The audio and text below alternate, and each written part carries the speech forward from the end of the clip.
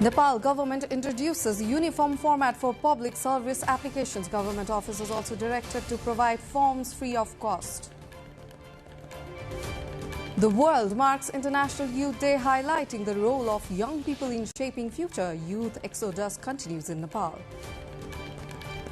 Internet service providers defaulting over 1.87 billion rupees royalty to government. Communication Ministry starts a crackdown. US President Trump says the US has total control of the strait. Iran says the waterway remains closed until US naval blockade is lifted.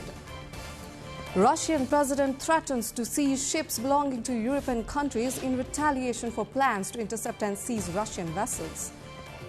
And Nepal to take on Bahrain in the opening match of the ACC Men's Premier Cup. Team under new skipper Lamichan expected to top the group. Good evening, I'm Suviksha Rajaka and this is NTV World Primetime News. We are coming to you live from Kathmandu at 1900 hours Nepal time. Elsewhere it's 13:15 in London, 22:15 in Tokyo and just after midnight in Sydney. Now the news in details. The government has issued new guidelines to standardize application formats for public service across federal, provincial and local offices. The offices of Prime Minister and Council of Ministers says the move aims to make service delivery easier, faster, more effective and technology friendly. Under the guideline, each government office must prepare separate application forms for every service it provides, using simple and clear Nepali English as needed. The forms must also support digital use and include essential applicant and service details. Officers must publish approved forms on notice boards and websites and provide them free of cost. They must also offer QR codes, electronic forms and downloadable PDFs while setting up free customer help desks to assist service seekers. Nepal's Election Commission has formed two committees to study ways to ensure voting rights for Nepali citizens living abroad.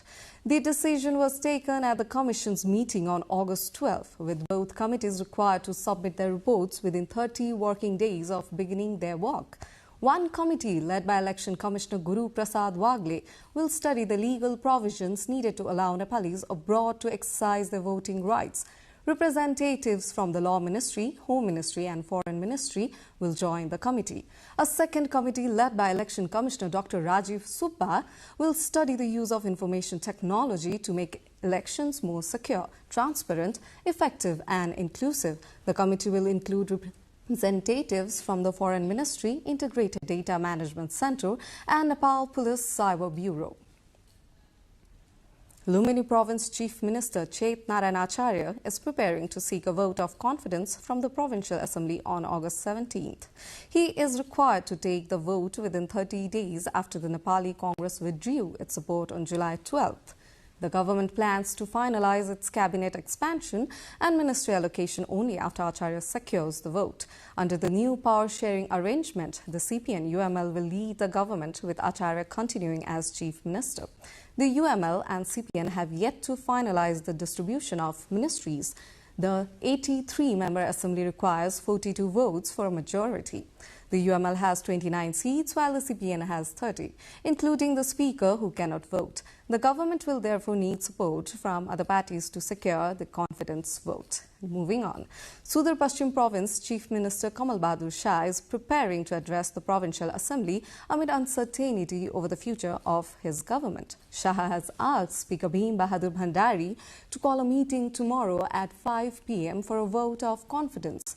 Shah's government fell into minority after the CPN-UML withdrew its support on July 15th. Under the constitution, Shah must seek a confidence vote within 30 days of losing majority support. However, reports suggest he may address the assembly and resign without taking the vote. The 51-member assembly requires 26 votes for a majority. His resignation would open the way for a new government, with Nepal Communist Party leader Khagaraj Bhatta reportedly being backed by the party and CPN-UML to become the next chief minister. Thousands of mourners joined the funeral procession of Rabindra Mehta in Sunsari today. Mehta died in Kathmandu while undergoing treatment after suffering a gunshot wound during a Kaptanganj incident. His body was brought to Sunsari by helicopter for the final farewell. The family received his body after the government declared Mehta and 3 others linked to the incident as martyrs. 3 locals were killed in the shooting in Kaptanganj of Sunsari, while another person died in Sirha during protests that followed. The government formed an investigation committee after the incident, but its report has not yet been public. Victims' families and locals continue to demand the truth be made public and those responsible be held accountable. Let's take a short break here. We'll be back with more updates.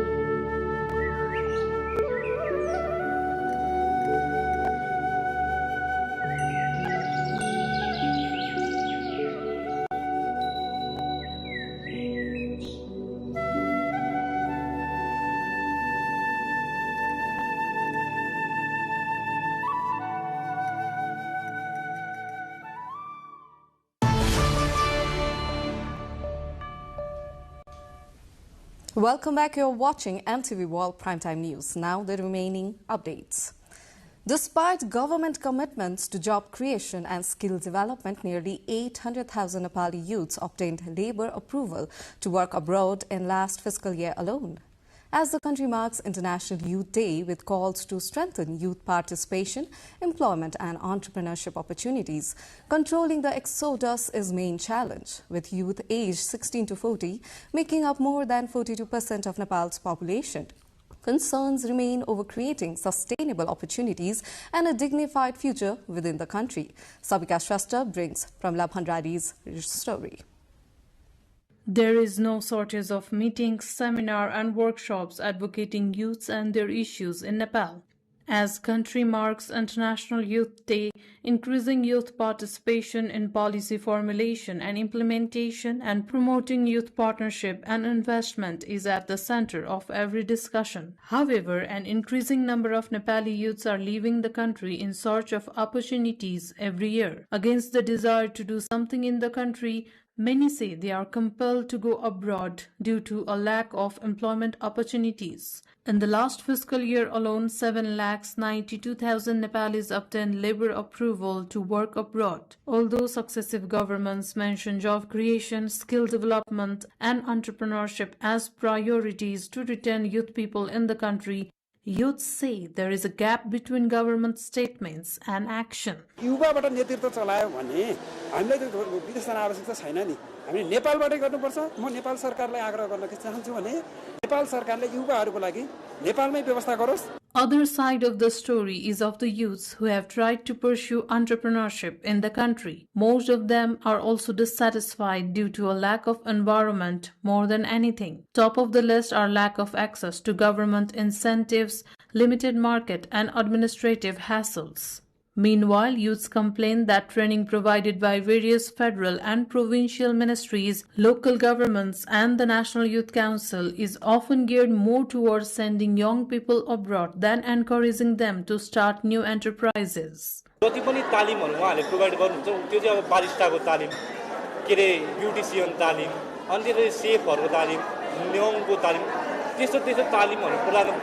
Young people are considered a key foundation for the country's development and prosperity. A According to the 2021 national census, the population aged 16 to 40 stands at 1,24,12,173 or 42.56% of the total population. However, as adequate programs have not been introduced at the government level to encourage this group and create opportunities and a dignified future for them within the country. Sabika Shrestha, NTV World.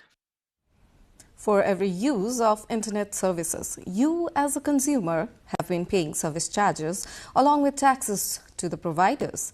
But the question is, have those service providers actually paid the taxes they are supposed to submit to the government? To end the practice of charging the consumers and deferring the state, the Ministry of Information and Communication has started a crackdown. Despite collecting from consumers, internet service providers, ISPs, have failed to pay the government a total of 1.87 billion Nepali rupees in taxes. ISPs continue to collect money from users under the pretext of government dues, but many have not submitted such amounts for years. Among the currently operating companies, 24 ISPs still owe the government 1.87 billion rupees in telecommunication service charges or royalty and contributions to the Rural Telecommunication Development Fund. Of these, Classic Tech Private Limited owes the largest amount, around 500 million Nepali rupees. Similarly, Subisu Limited owes 370 million rupees and TechMinds Network Private Limited owes 310 million rupees. By law, ISPs must pay 4% annually as service charges and 2% as contributions to the Rural Telecommunication Development Fund. Companies that fail to pay are not eligible for license renewal, and the authority has even revoked some licenses. However, those providers continue to serve customers despite license cancellation, effectively deceiving both consumers and the government. व्यवसाय गरेपछि सरकारलाई नियमअनुसार तिर्नुपर्ने दस्तुर तिर्नुपर्ने हुन्छ त्यसमा प्राधिकरणले compromise गर्ने पक्षमा छैन हैन किनभने अहिले विगत केही समयलाई हेर्ने भने हामी कहाँ अहिले करिब 24 वटा आईएसपीहरुको करिब 1 अरब 87 करोडको हाराहारीमा चाहिँ दस्तुर बाँकी भएको अवस्था छ अब तिनीहरुलाई तिर्नको लागि हामीले पटक पत्रचार गरेको स्पष्टीकरण सोधेको र थप दस्तुर किन तिरेन भने दस्तुर थपिँदै जान्छ तिनीहरुले थप दस्तुर तिर्नको लागि आवश्यक सहजीकरण नगरेको अवस्था पनि छ तिनीहरु प्राधिकरणले तिनीहरुलाई जसले दस्तुर तिरेका छैन सरकारलाई व्यवसाय गरे बापत तिनीहरुले आवश्यक सहजीकरण पनि गर्दैन र त्यसमा कडाई पनि गर्छ. According to legal provisions, ISPs must pay taxes within 6 months of the start of the fiscal year. If they fail to do so, they are required to pay an additional 2% monthly penalty. Yet, many providers neither pay taxes nor renew licenses, exploiting the lack of monitoring. As a result, out of 102 registered ISPs, only about 15 companies regularly pay taxes. 2 of the 3 children who went missing after drowning while bathing in the Lal Bakaya River in Rohtahat have been found dead. Police recovered the bodies of 10-year-old Ramalullah and Shabanam Khatun around 7 this morning. They had gone missing while bathing in the river in Lakshminia in Devahi, Gonahi Municipality 2 on Wednesday. Police found the bodies floating in the river in Jinghadawa of Paroha Municipality 2, about 2.5 kilometers downstream from the incident site. The bodies have been taken to the provincial hospital in Gaur for post-mortem. Police informed the search for the third missing child is underway. Amid the controversy whether elephants should be used to carry tourists for jungle safari in Nepal, the country marked World Elephant Day. Elephants are being domesticated since ages in Nepal, mainly for transportation and beast of burdens. However, today marking their day, the mammoths were cared and well fed, maybe only for a day. Rojina Rai with our local correspondent from Chitwan, Rajendra Acharya, brings the report. The 15th World Elephant Day has been marked in Sauraha of Chitwan with a special feast for elephants. The annual event aims to promote human-wildlife harmony, protect forest and raise awareness about elephant conservation. It also highlights the important role elephants play in promoting tourism in Chitwan. As part of the celebration, dozens of captive and wild elephants were served their favorite foods, including sugarcane, pumpkin, rice, and fruits. Chairman of the United Elephant Operation Cooperative, Dipendra Khatiwada, urged the government to allow privately owned elephants access to grass inside the national park. Nepal is home to two major populations of Asian elephants. The eastern population ranges from Chapa to Chitwan, while the western population extends from Kapilvastu to Kanchanpur. The country is estimated to have around 230 wild elephants, a population that has gradually increased despite ongoing conservation and management challenges. चितवन राष्ट्रिय निकुञ्जले हात्तीको कल्याणको लागि चाहिँ काम गर्छ। चितवन राष्ट्रिय निकुञ्ज हात्तीहरु धेरै भएको चाहिँ मालिक भएको हुनाले चाहिँ हामीसँग चाहिँ 30वटा भाले हात्ती र 26वटा पोथी हात्ती छन्। चितवन राष्ट्रिय निकुञ्जले त पर्यापर्यटन भन्दा पनि यहाँहरुको पर्यापर्यटन छ। हामी त संरक्षणको हरेक क्रियाकलापमा चाहिँ हात्तीको प्रयोग गर्नुपर्ने हुन्छ। त्यो भएको हुनाले सरकारी हात्ती र चाहिँ प्राइभेट निजी रूपमा चाहिँ पालिएका क्याप्टिभ एलिफेन्टहरुको चाहिँ उचित व्यवस्थापन गर्नुपर्ने हुन्छ र यसको लागि चाहिँ चितवन राष्ट्रिय निकुञ्ज पनि तत्त्वचित्त भएर लाग्छ। Around 100 elephants are also kept in captivity across the country under both government and private management. Chitwan National Park alone has 58 captive elephants, including 45 in Sauraha. Meanwhile, around 150 wild elephants regularly move across the Nepal-India border, highlighting the importance of transboundary conservation efforts.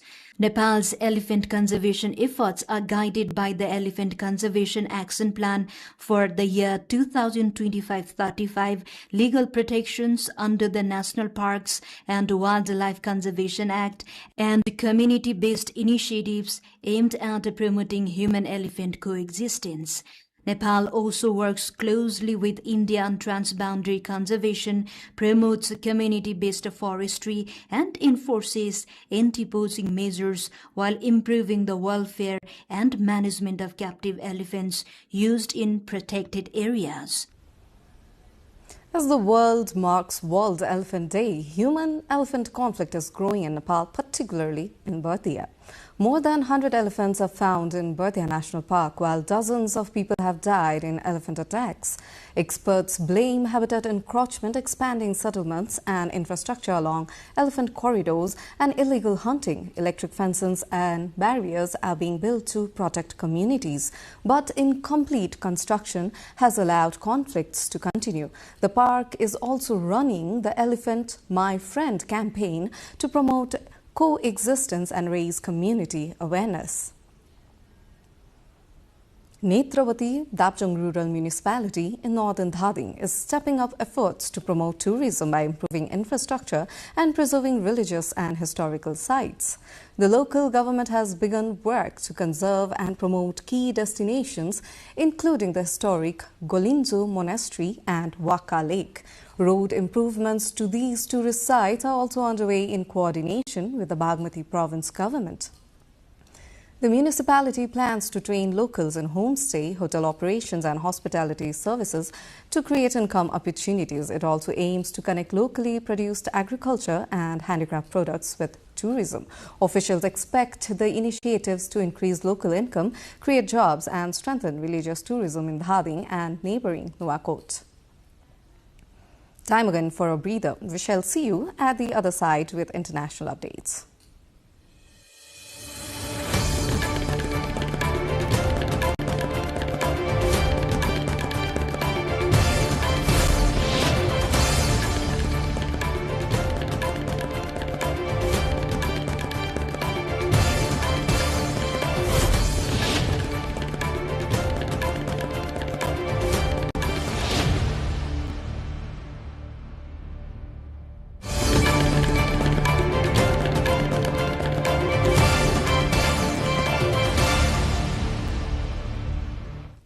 U.S. President Donald Trump has said the plane, which switched during his trip to the United Kingdom, was to follow instructions from the Secret Service and the military because of a possible threat.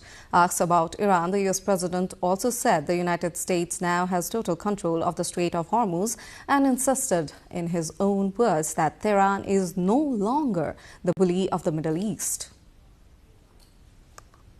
Up to Secret Service, I just follow what they'd like to do. So I go by Secret Service and the military.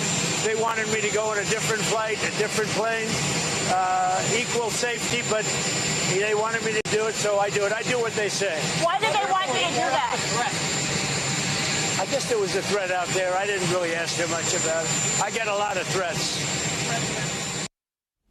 Meanwhile, in a hardening position amid ongoing regional tensions, Iran has said the Strait of Hormuz will remain closed unless what it calls a U.S. naval blockade is lifted. Foreign Ministry spokesperson Ismail Bagay said discussions with Oman are focused on maritime navigation routes, but the broader status of the strategic waterway remains linked to what Iran calls military aggression by the United States and Israel. باز شدن تنگه هرمز منوط به تحقق شرایطی است که تحمیل شده بر جمهوری اسلامی ایران، بر این آبراه، بر کل منطقه به دلیل تجاوز نظامی آمریکا و رژیم صهیونیستی. Pakistan Foreign Ministry spokesperson Tahir Andrabi has said at least 3 of its citizens were killed by an attack by Houthi rebels on a vessel in the Red Sea. During a press briefing in Islamabad, Andrabi said Pakistan strongly condemned the attack. Pakistan strongly condemns this attack on a non-combatant commercial vessel. Such attacks endanger innocent lives, constitute a violation of international law, and a serious threat to freedom of navigation, maritime security, and the safety of commercial shipping in the Red Sea.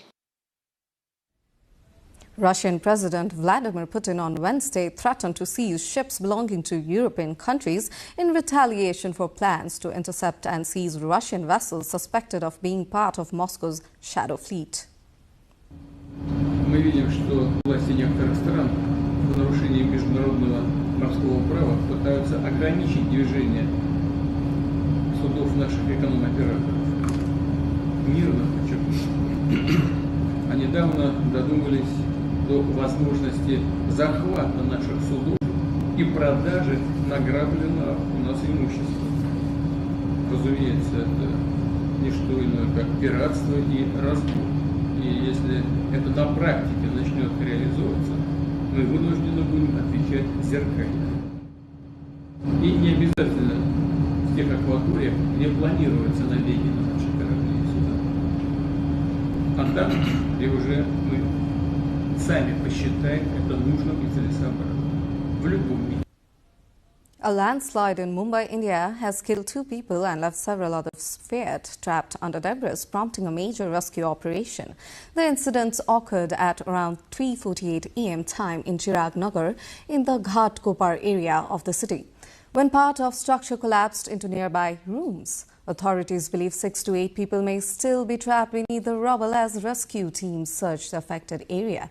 Personnel from India's National Disaster Response Force, supported by around 50 workers from Mumbai's civic body, are involved in the operation. The incident comes as Mumbai faces heightened landslide and structural collapse risk during the monsoon season, when heavy rainfall can destabilize slopes and weaken structures.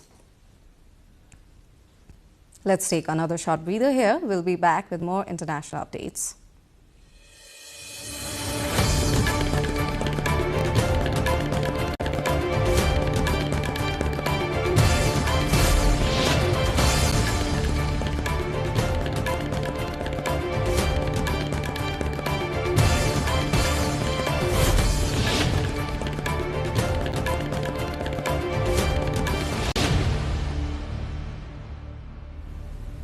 Rescuers in Pereira, Western Colombia, are continuing to search for survivors after a powerful 7.5 magnitude earthquake struck the country on Monday, causing widespread destructions across several regions. In a dramatic rescue late Tuesday, a young child was pulled alive from a rubble of a collapsed building, prompting applause and cheers from rescuers and crowds who had gathered at the scene. The death toll has exceeded 200 with 1,677 people injured, according to Colombia's Association of Capital Cities, with the hardest hit cities including Cali and Pereira.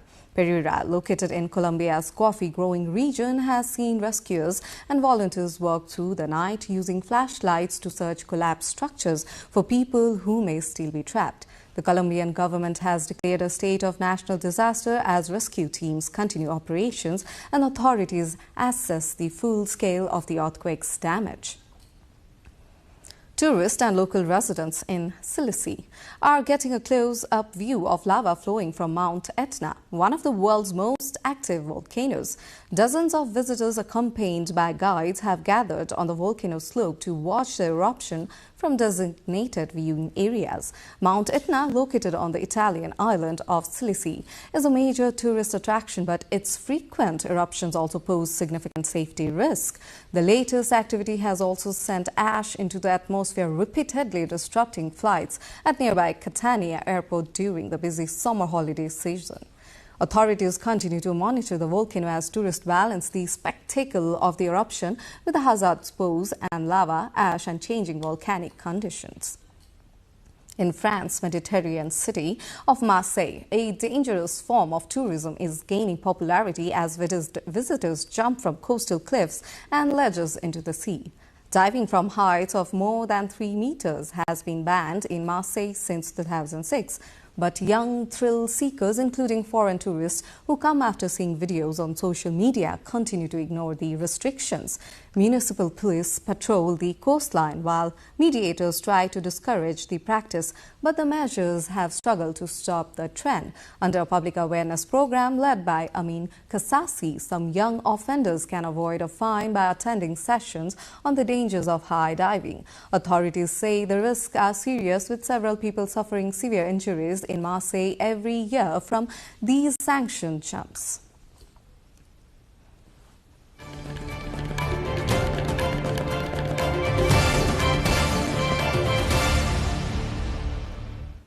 Time now for sports updates.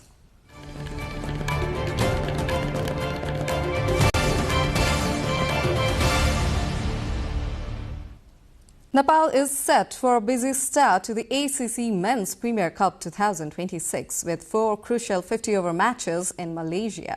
The campaign begins on August 31st at YST UKM Oval, where Nepal faces Bahrain. Placed in a relatively easier group, Nepal on September 3rd will take on host Malaysia. The action then shifts to Bayumas Cricket Oval, where Nepal meets Saudi Arabia on September 6th, followed by a final group clash against Hong Kong, China on September 8. The matches will determine Nepal's path toward the knockout stage as the team aims to build momentum and showcase its growing depth in regional cricket.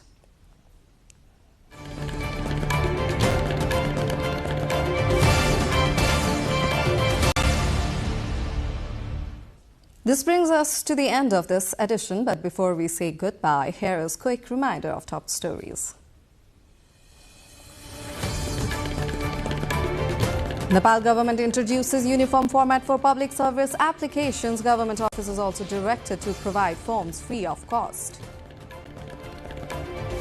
The world marks International Youth Day, highlighting the role of young people in shaping future. Youth exodus continues in Nepal. Internet service providers defaulting over 1.87 billion rupees royalty to government. Communication Ministry starts a crackdown. US President Trump says the US has total control of the strait. Iran says the waterway remains closed until US naval blockade is lifted. Russian president threatens to seize ships belonging to European countries in retaliation for plans to intercept and seize Russian vessels. And Nepal to take on Bahrain in the opening match of the ACC Men's Premier Cup. Team under new skipper Lamichan expected to the top of the group. That's it for this edition of Primetime News. Our next bulletin will be at 2200 hours Nepal time. To join us through our social media and get the latest updates from our official website, nepaltelevision.com. I'm Suviksha Rajak. Thank you for staying with us. Have a wonderful evening ahead.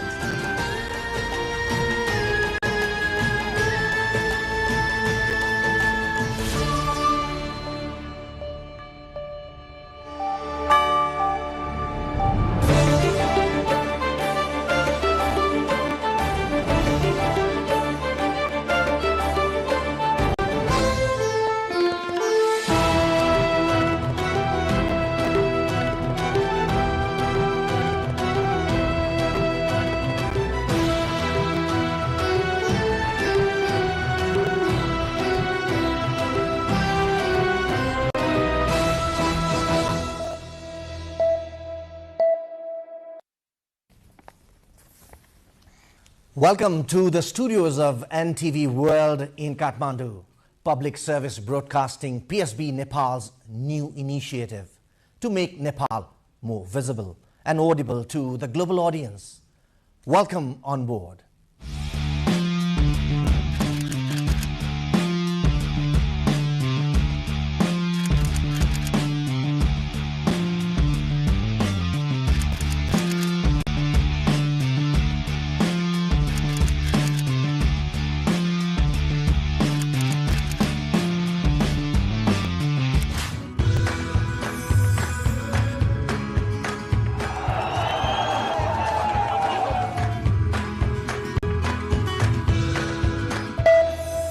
This is NTV World, facts that speak, insights that matter. Telling the stories of a changing planet. NTV World, Nepal's perspective to the world. Exploring the heartbeat of Nepali creativity. This is NTV World. The power of story shaped by technology. NTV World. Unearthing Nepal's hidden heritage. Discovering the timeless Nepal. Telling stories that endure across centuries. Where culture breathes, stories bloom. When the world moves, we make a sense of it. NTV World. Taste of Nepal. Every recipe, every flavor tells the story. Journalism in the digital age. Fast, focused, verified. Stories hold power. Stories reflecting life. Stories of the hinterlands. Reporting for NTV World. This is NTV World. Welcome to News Hour. This is NTV World. Welcome to Primetime News. One story at a time. Crossing borders, connecting voices, where Nepal meets the world in dialogue. This is NTV World, Nepal's perspective to the world. Voices that connect Nepal to the world, bringing perspective, region and relevance to every story. NTV World, Nepal's perspective to the world. Stand by. Mic is on. 3, 2, 1, cue. We are NTV World.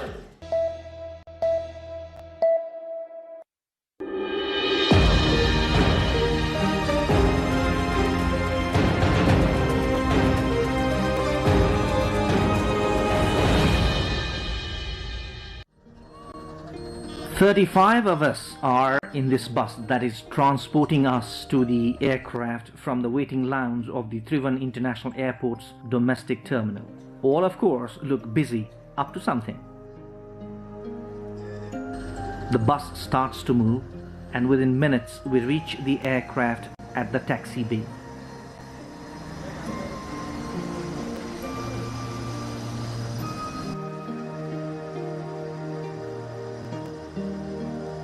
We start boarding the aircraft one by one, to the warm welcome of the air hostess.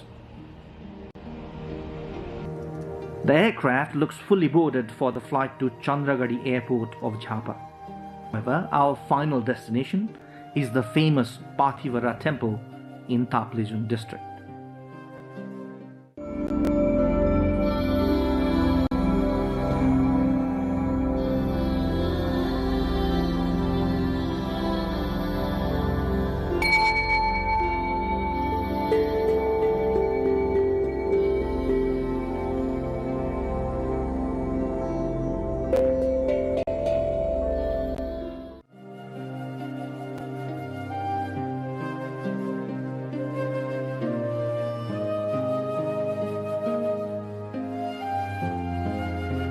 After nearly an hour's flight, we land at Chandragarhi Airport, trying to breathe fresh air and adjust ourselves. Our camera crew takes the opportunity to capture some unique local artifacts seen at the airport. As we wait for our vehicle outside, we have time to see the local lifestyle.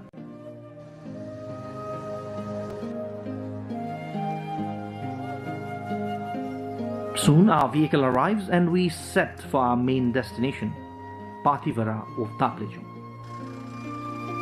Within 15 minutes, we reach Charali, a major junction with Kakarveta towards the east, Ilam towards the north. we're trying to engage in the sights and sounds of the Tharak. We head north towards Ilam, a natural paradise known for its agro-producers. The sheer pleasure of traveling in this natural paradise, crossing through settlements and jungles along the hilly road, reaches its climax when we arrive at the famous tea garden of Kanyam. No wonder Kanyam, our tourist hub with a perfect blend of natural beauty and economic activities, attracts us like a magnet. But our destination is still far away. We have to reach Taplejung at any cost today.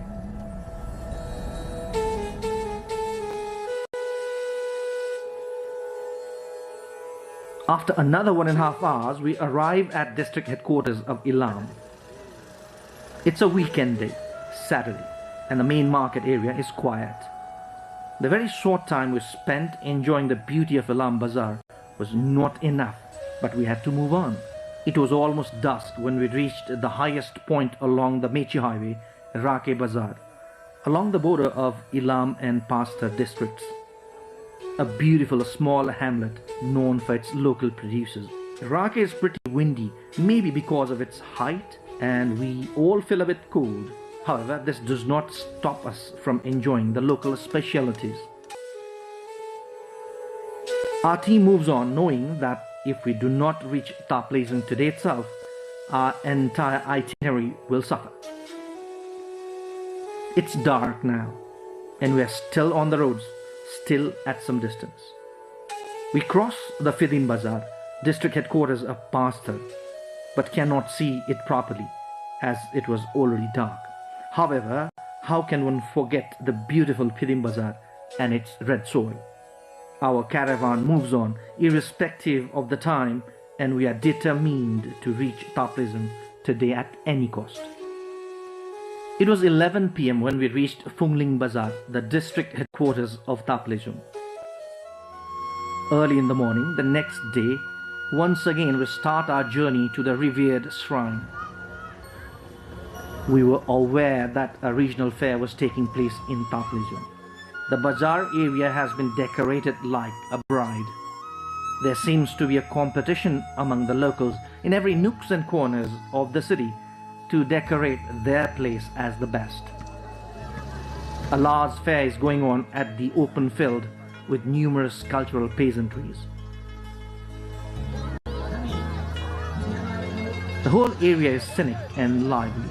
However, we left Phungling Bazaar early with a promise to enjoy the place when we return from Pathivara.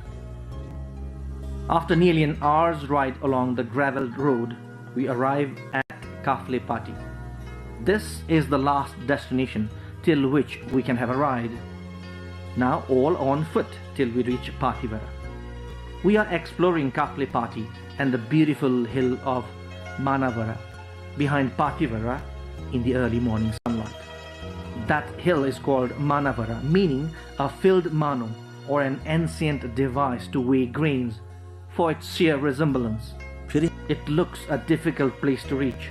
Thankfully, we have no intention of going there either. A few travelers apart from our team are also with us. The uphill climb for about 5 hours is waiting for us now. Long winding steps of rock lead us to the temple.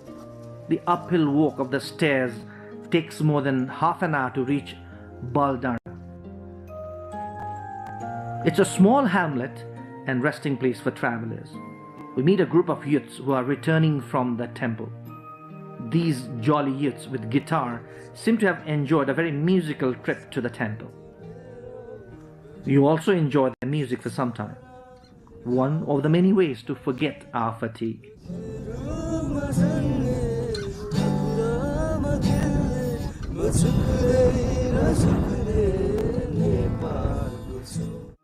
After the brief musical break, our journey moves on. We haven't seen snow till now, but meet plenty of devotees already returning from the temple. Either they had left for the temple pretty early in the morning, or they must have stayed at Tulufedi, which is near the temple itself. The symmetrical steps and the rhododendron trees awaiting spring. Away from the hustle and bustle and pollution of the town, Pathivara is a serene and virgin destination. We try to listen to the experience of some of the devotees despite our fatigue.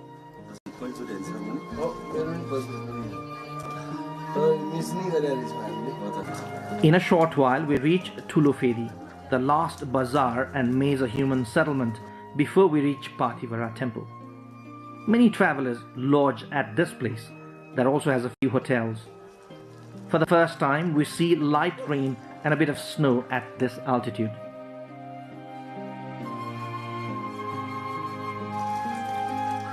This beautiful bazaar has its own beauty as well as sorrow. This is a small trade center and lodging place for travelers. अब कोही जापा कोही काठमाडौँ कोही अब उता America कोही त्यस्तै युकेहरु अब यतै नेपालको मान्छे नि हो आउने त ए त्यसरी आउनुहुन्छ हजुर तपाईले टेन्ट पनि राख्नु भएको छ नि हैन टेन्ट राखेको किन राख्नु भयो टेन्ट अब रुम हाम्रो थोरै छ त्यही भएर टेन्ट राखेको हो टेन्टमा पनि यसो सितम भनेर After a warm cup of tea in the cold weather, we resume our uphill walk to the temple.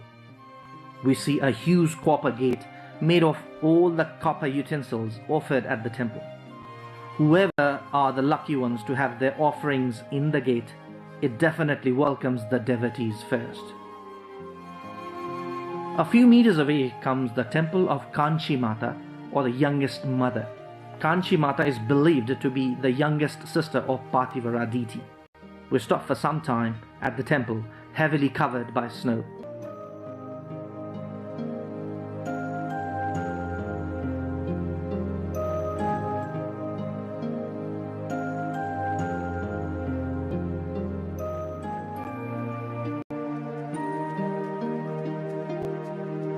Probably the most adventurous journey in the whole trek begins from here in the snow-white jungle. The trees have bloomed in white snow. The path is covered by snow, and the travelers of all age group marching ahead with equal enthusiasm. Every traveler is carrying something to eat like roasted corn, grams and ginger to minimize the risk of altitude sickness, as the uphill walk leads to higher elevation. Chances of losing foot grip in the snow are very high without a walking stick. Walking sticks are provided free of cost by the hotels, given that you promise to return them. The people here are very helpful. Despite the stony steps to climb, they are fully covered in snow. We continue our enjoyable journey forward, sometimes losing our foot grip and trying to forget our fatigue. It took us around 4 hours to reach the temple premises. The gate welcomes us a bit ahead. There are a few structures built here for those who want to make an overnight stop. Only the structures offer shelter, and the travelers have to manage the rest themselves.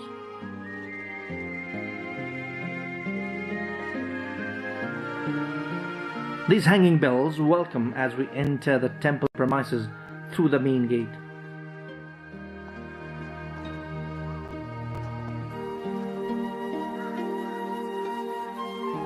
Inside the temple premises, one feels as if this is the capital of a pristine natural paradise.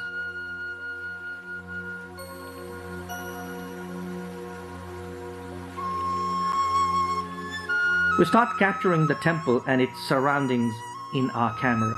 It is Sunday, and maybe because of the snow factor as well, we do not see many people in the temple. Otherwise, even the security personnel deployed here struggle to manage the throng of devotees, especially on Saturdays. The idol of deity Pathivara has been kept under the open sky due to the belief that it cannot be kept inside any structure. Divine, amazing and attractive temple of deity Pathivara. The legend of the deity is really impressive.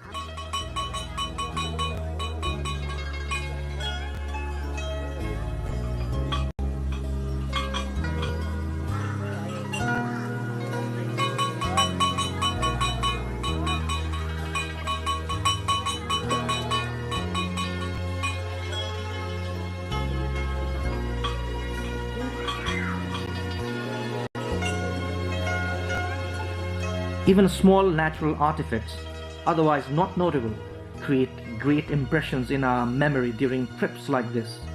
How can we be ignorant to the fact that health and fitness is of paramount importance during such trips?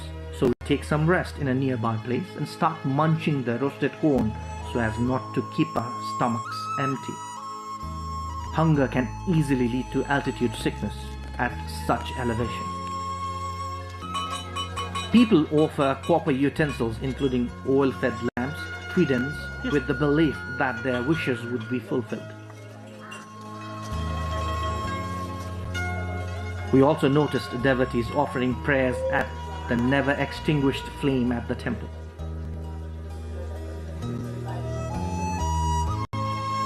There is a huge cliff at the backside of the idol and big plain area towards the front side. The temples of other gods and goddesses in the premise question that how the place would look without snow.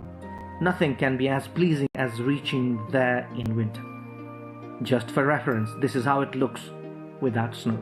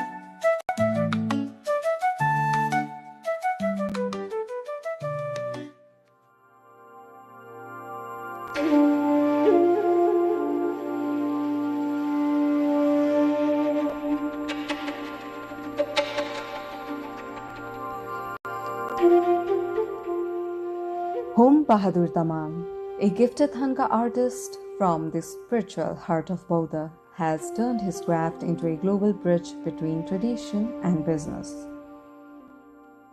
Thanga चाहिँ मैले 1976 मा सुरुवात गरेको मेरो Stitcher चाहिँ म भन्दा kilo मेरो दाइ हो साइला दाइ मेरो चाहिँ बाउपादेखि नै कलाकार हुनुहुन्थ्यो पाटन भक्तपुर छामेल दरबार स्क्वायरमा यसले पसल बेच्ने काम हुन्थ्यो अनि त्यो बेच्दा मैले यो थाङ्गा चाहिँ विदेशीले किन्दो रहेछ आफैले विदेशसँग बेच्नु पर्छ भन्ने अलिकति मनमा मलाई अलिकति सोच आयो त्यसपछि मैले 2050 सालमा यहाँ सुरु गरेँ आजभन्दा 32 वर्ष अगाडि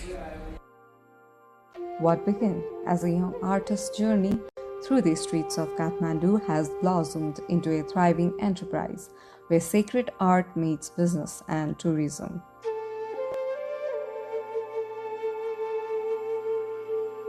With every brushstroke, Home brings Nepal's rich spiritual heritage to the world, transforming Thanga painting into a symbol of cultural fusion. त्यो बेला चाहिँ पसल कोही पनि यहाँ थिएन किनभने त्यो मार्केटले चाहिँ कहाँ मार्केट हुन्छ भन्ने खोज्दो रहेछ त्यो खोज्ने क्रममा म यहाँ आइपुग्यो विदेशीहरू पनि यहाँ त्यति अहिले जस्तो बस्दैन 5 मिनेट 10 मिनेटमा घुमेर जानुहुन्थ्यो त्यतिखेर खाने रेस्टुरेन्ट पनि एकजना मात्रै थियो एउटा मात्रै थियो अहिले चाहिँ होस् त्यो बेला र अहिलेमा धेरै आकाश जमिनको फरक भएको छ His story is one of passion, innovation, and a deep commitment to preserving tradition while embracing the future. विशेष गरी यो बौद्ध स्तूपसँग रिलेटेड छ यो बुद्धको शिक्षासँग रिलेटेड यो थाङ्गा चाहिँ संसारको मानिसहरू यो स्तूपलाई घुम्ने क्रममा यो प्रार्थना गर्ने मेन आउँ ठाउँ चाहिँ यो रहेछ त्यसो भएको हुनाले यो चाहिँ विशेष गरी ओल्ड हेरिटेज साइटमा चाहिँ त्यो पनि के हो बुद्धिस्टको भएको हुनाले चाहिँ नेपालभरि कुनै थाङ्का बिक्ने ठाउँ चाहिँ अति महत्त्वपूर्ण चाहिँ यो नै हो वास्तवमा किनभने रिलेटेड छ यो बुद्धसँग From the hills of Ramechhap to the heart of Buddha, Home Bahadur Daman has a glorious story to tell. A story of will, determination, struggle, and success. म आफै पनि रामसाप दुर्गम जिल्लामा जन्मेको चाहिँ रोजगार छैन त्यहाँ स्कुल छैन, कलेज छैन, हस्पिटल छैन, रोजगार छैन। त्यसपछि म पनि रोजगारकै क्रममा यहाँ आएर मैले सुरुवात गर्यो। अहिले चाहिँ म लगभग 49 वर्ष भयो यही पेसा गरेर दाल भात खाएको। अब नयाँ पुस्तालाई पनि मैले हस्तान्तरण गर्नुपर्छ है भन्ने मेरो एउटा उद्देश्यले चाहिँ अहिले मैले नयाँ पुस्तालाई चाहिँ गाउँबाट आउनुहुन्छ, स्कुल सकेर अनि बिहान चाहिँ कलेज जानुहुन्छ, दिउँसो काम छैन।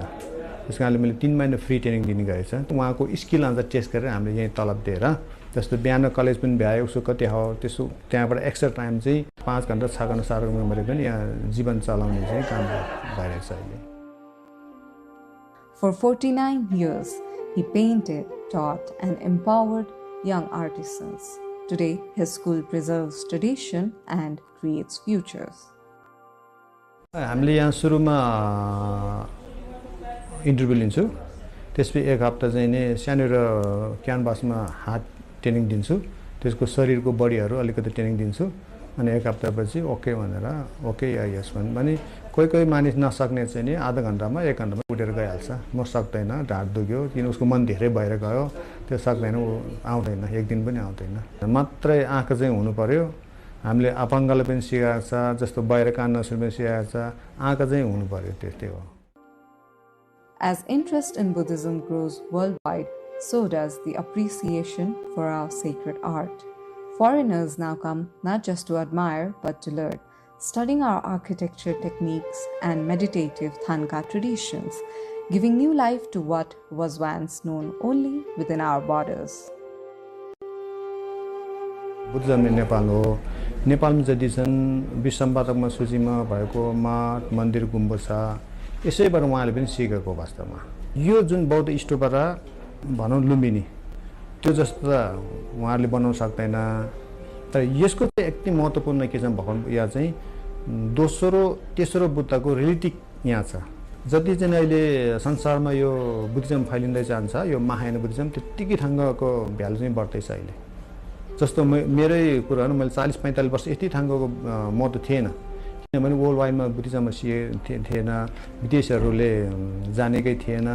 उनीहरूले त्यो सुरु आउँदाखेरि सानो एउटा नेपाल आउँदाखेरि सुपर नेट किन नलैजाऊ भन्ने मान्दै लाइन्थ्यो। अहिले चाहिँ उहाँहरू चाहिँ जस्तो अमेरिका, युरोप, तपाईँको यो सिङ्गापुर, ताइवान, मलेसिया विभिन्न देशमा चाहिँ अहिले बुद्धिस्ट प्र्याक्टिसनर धेरै उहाँहरू चाहिँ गर्नुहुन्छ। त्यसको लागि चाहिँ एकदमै महत्त्वपूर्ण छ। त्यस कारणले भविष्यमा यो थाङ्गा चाहिँ छ, यसको मार्केट छ। As an artist, entrepreneur, and a master, he feels fulfilled, creating beauty, guiding others, and living with purpose. मैले संसार जीवन जगतलाई थाहा पायो। अहिले हामी सांसारिक जीवन छ, सांसारिक जीवनमा कसरी जिउने र अर्कोलाई पनि कसरी जिउन दिने कला थाहा पायो।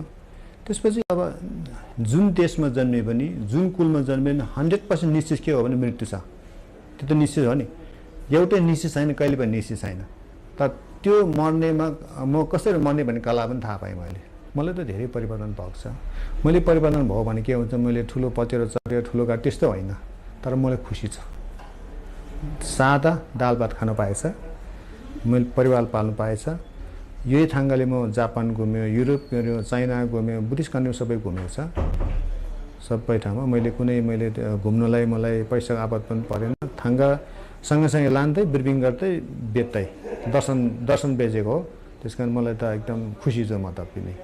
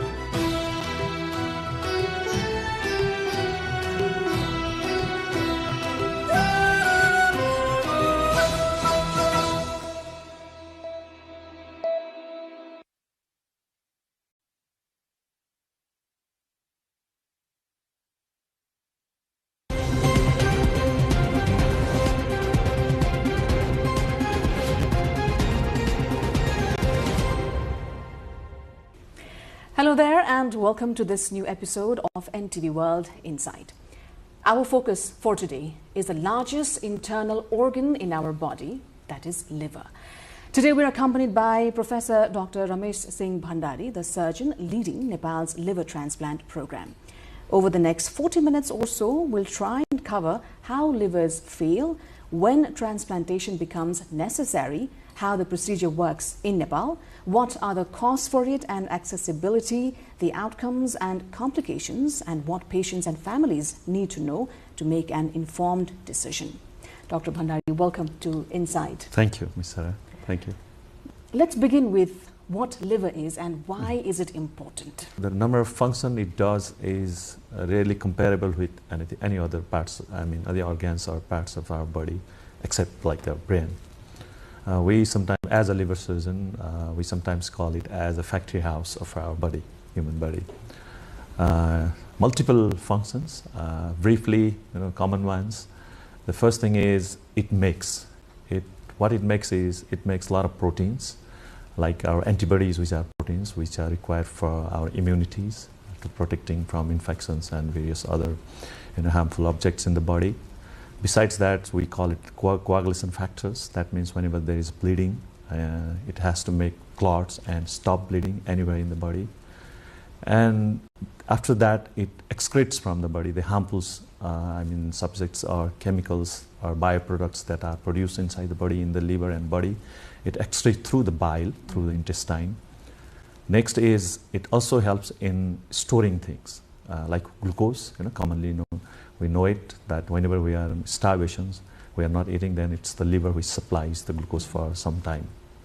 Besides, there are a lot of elements, microelements, that are reserved in our liver, and whenever we need it, whenever we have a prolonged scarcity of those, then the liver can keep on producing it, feeding the body. And besides, the other important part of the liver is the digestion. It secretes bile, it goes into the intestine, and which helps in digesting food materials.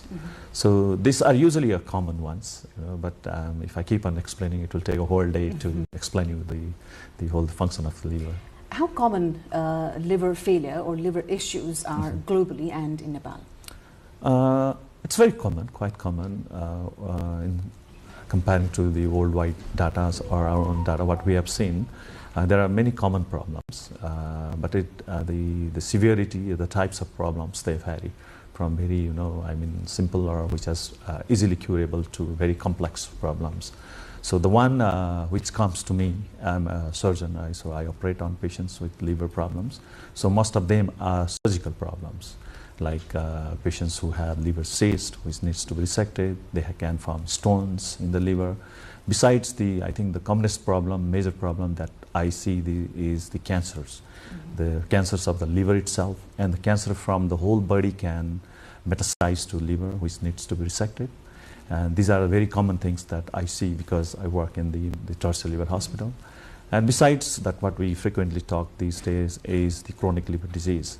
They actually go to our hepatologist and gastroenterologist, but those who need transplants, who needs the new liver, then they are referred to us.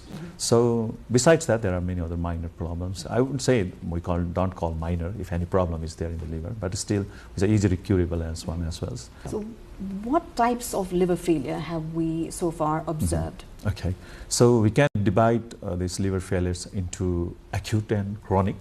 So the chronic ones, that what we frequently see is the disease process takes a long time to develop, and then subsequently the liver functions get deteriorated and they start producing symptoms, and ultimately we have features of all the liver failures that we can discuss later on.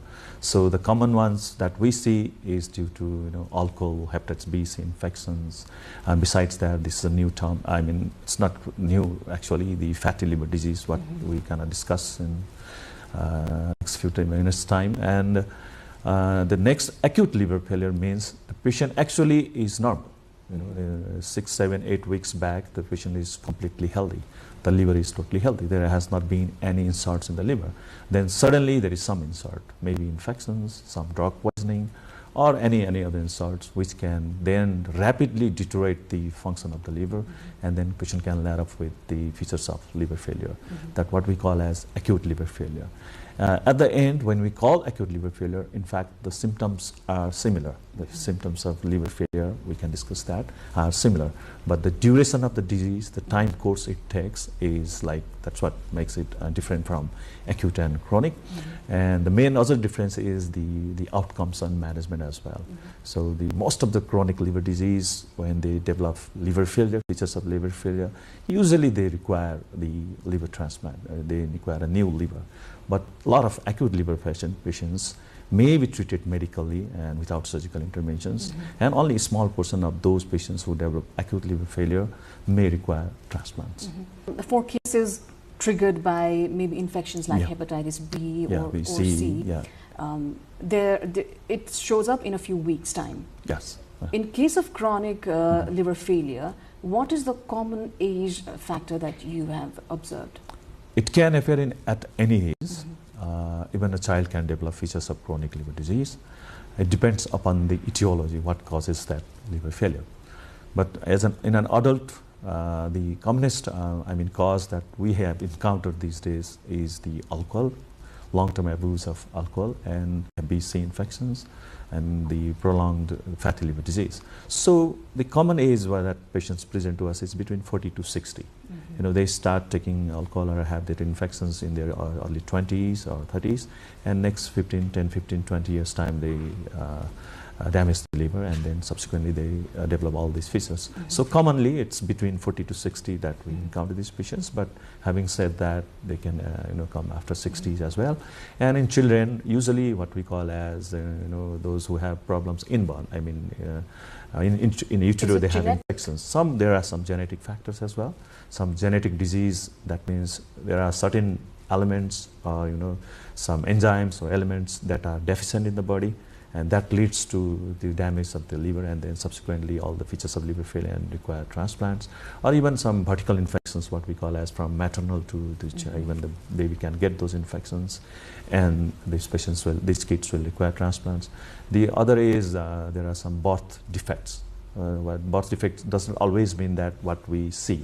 So the defects can be within the liver as well. So one common birth defect that we see is there is a failure of development of these biliary ducts, bile ducts. So when they are born, initially they can handle it, but as the toxic material, the bilirubin that is produced, cannot be excreted from the body because there are no bile ducts which can take it into the intestine. So subsequently this keeps on accumulating, and the baby develop all the features. So by 1 year, 2 years time, these babies are sick. So it depends upon the age as well. Apart from the genetic aspect of the causes, as we discussed earlier, alcohol seems to be one lifestyle choice that triggers liver failure in a long run. But alcohol is also a big part of our social and cultural life globally, and especially in Nepal as well. How much alcohol is okay if you want to avoid liver failure? Okay, that's a very interesting question. Everyone asks me this, and honestly speaking, and although the use, as you said, is worldwide, there is no one that, it's very small number of people may not use alcohol, okay? Maybe in different forms and different ways.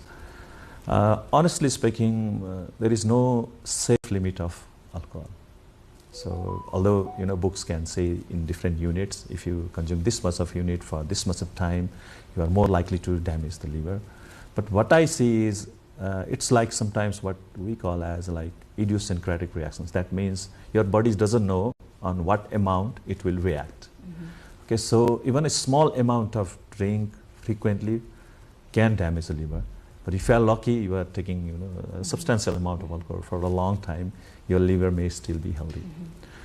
But if you take frequently excessive volume for a long time, then it's 100% sure that your liver is going to get damaged.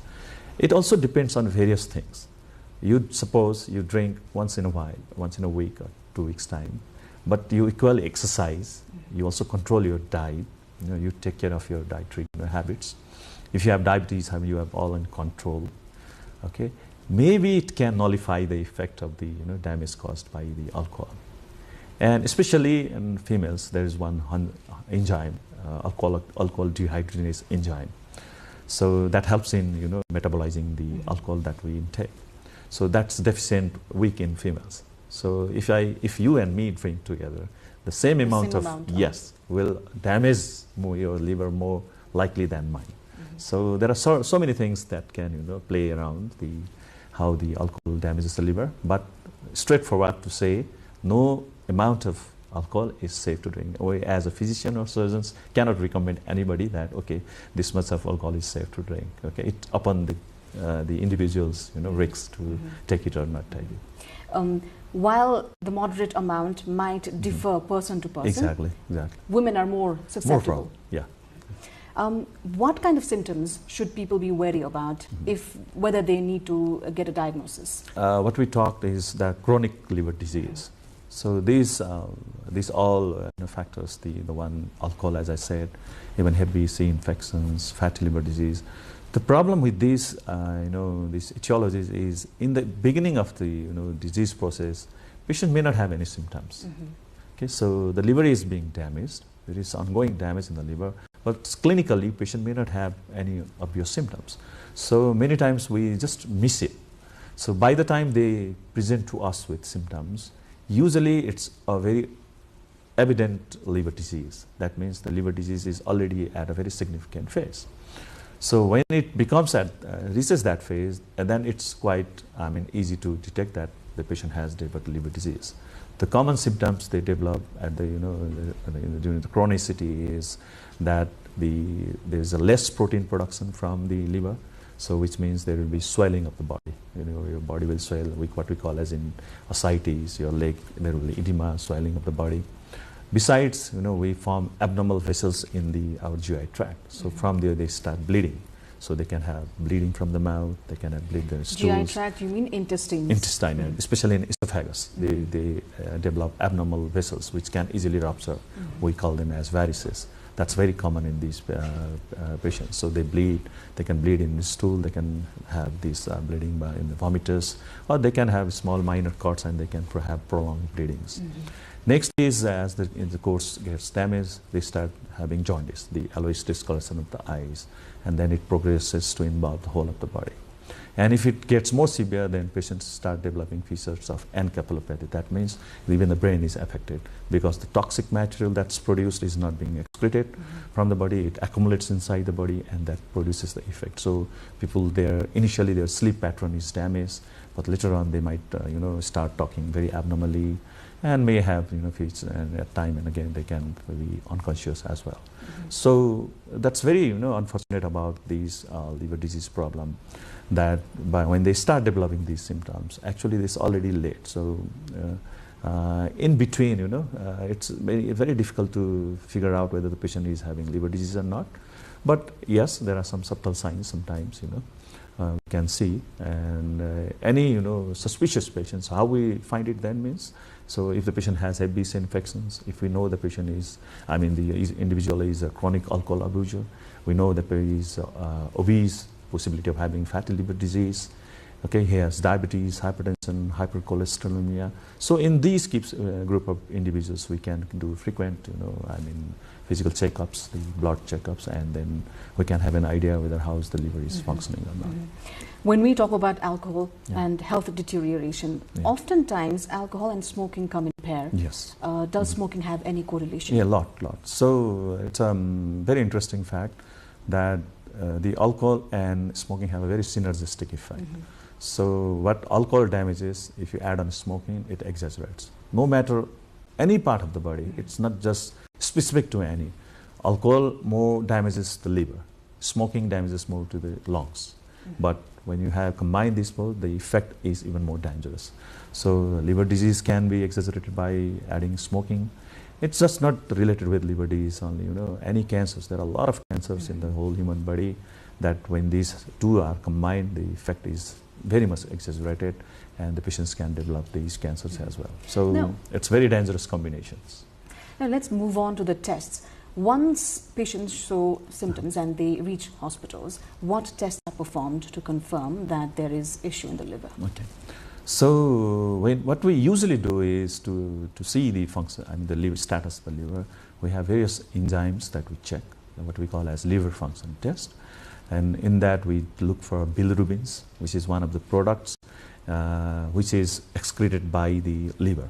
So if the liver is being damaged, then there will be increase in bilirubin. No matter what's the cause of the production of the bilirubin, there is a rise in bilirubin.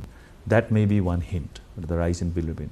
But good thing is, whenever there is rise in bilirubin, there is always some yellowish discoloration of the eyes. So you can make out from the physical examinations. But not all patients may have high bilirubin.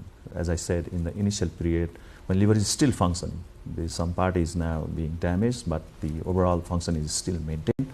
So in those cases, the early changes we see is in liver enzymes. So any physician or a surgeon who is looking after liver can tell you that, okay, your liver enzymes are getting abnormal, like what we call as SGOT, SCPT. These are very specific enzymes. We sometimes call it alkaline aspartates, ASTs, and the other gamma GT enzymes. So their level starts increasing. That's the earliest features we can pick up on the blood.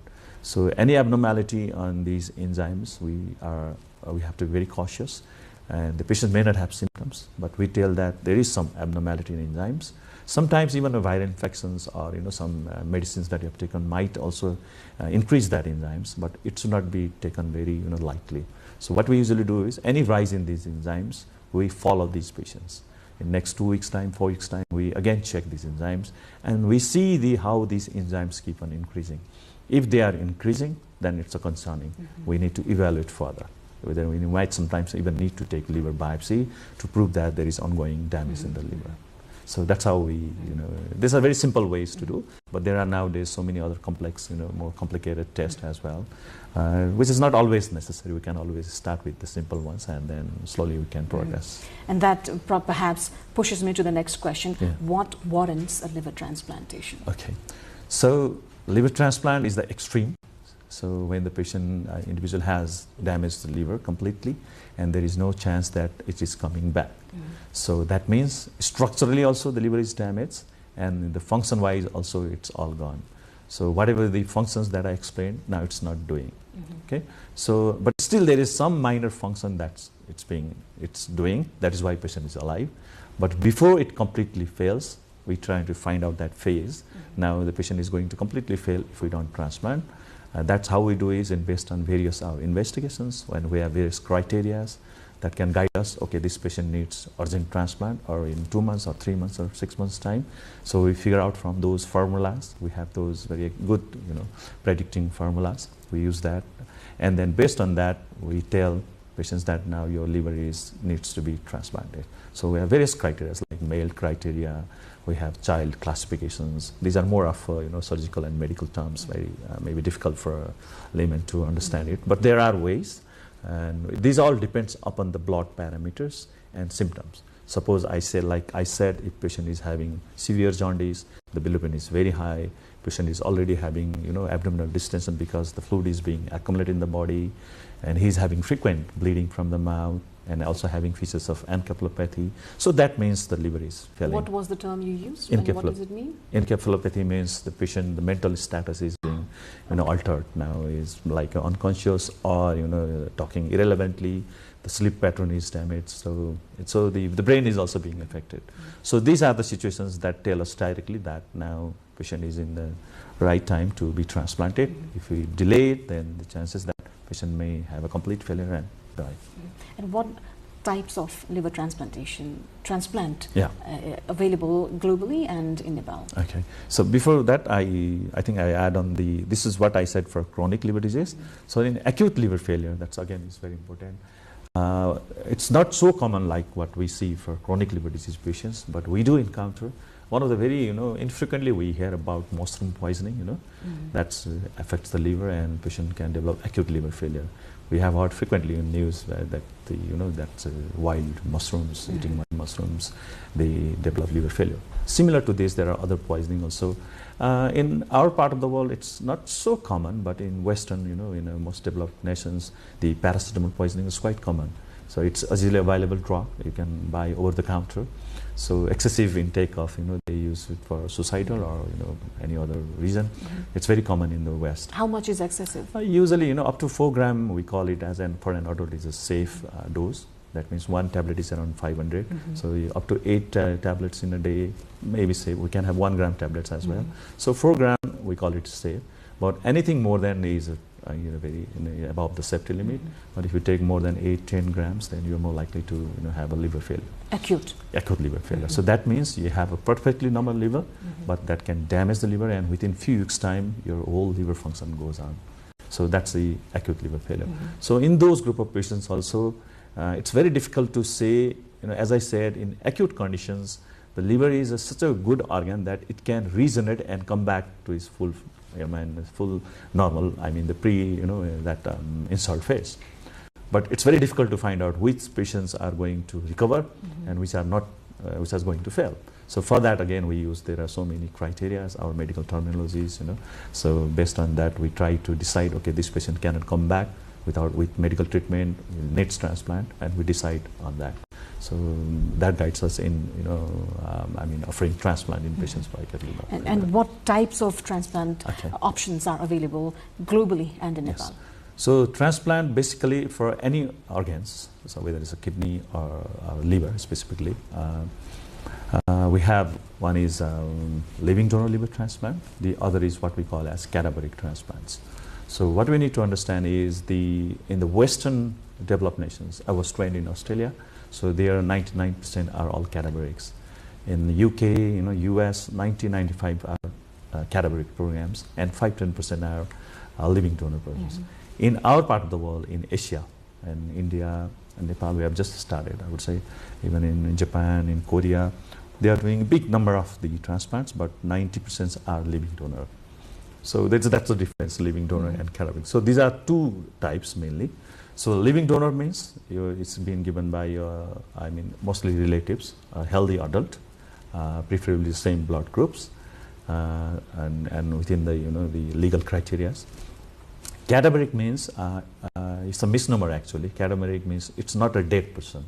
Okay, so many people think that you can retrieve organs from dead people. It's not dead people. So cadaveric is actually brain dead people. So we have patients in ICUs. Okay, suppose a patient had severe head injuries, his brain is dead, but rest of the organs, including liver, kidneys, they are all functioning well. So we know that after brain death, then how do we know brain death? Is we have tests again. So our neurosurgeons, our critical care specialists can find out whether the patient has developed brain death or not, following the criteria.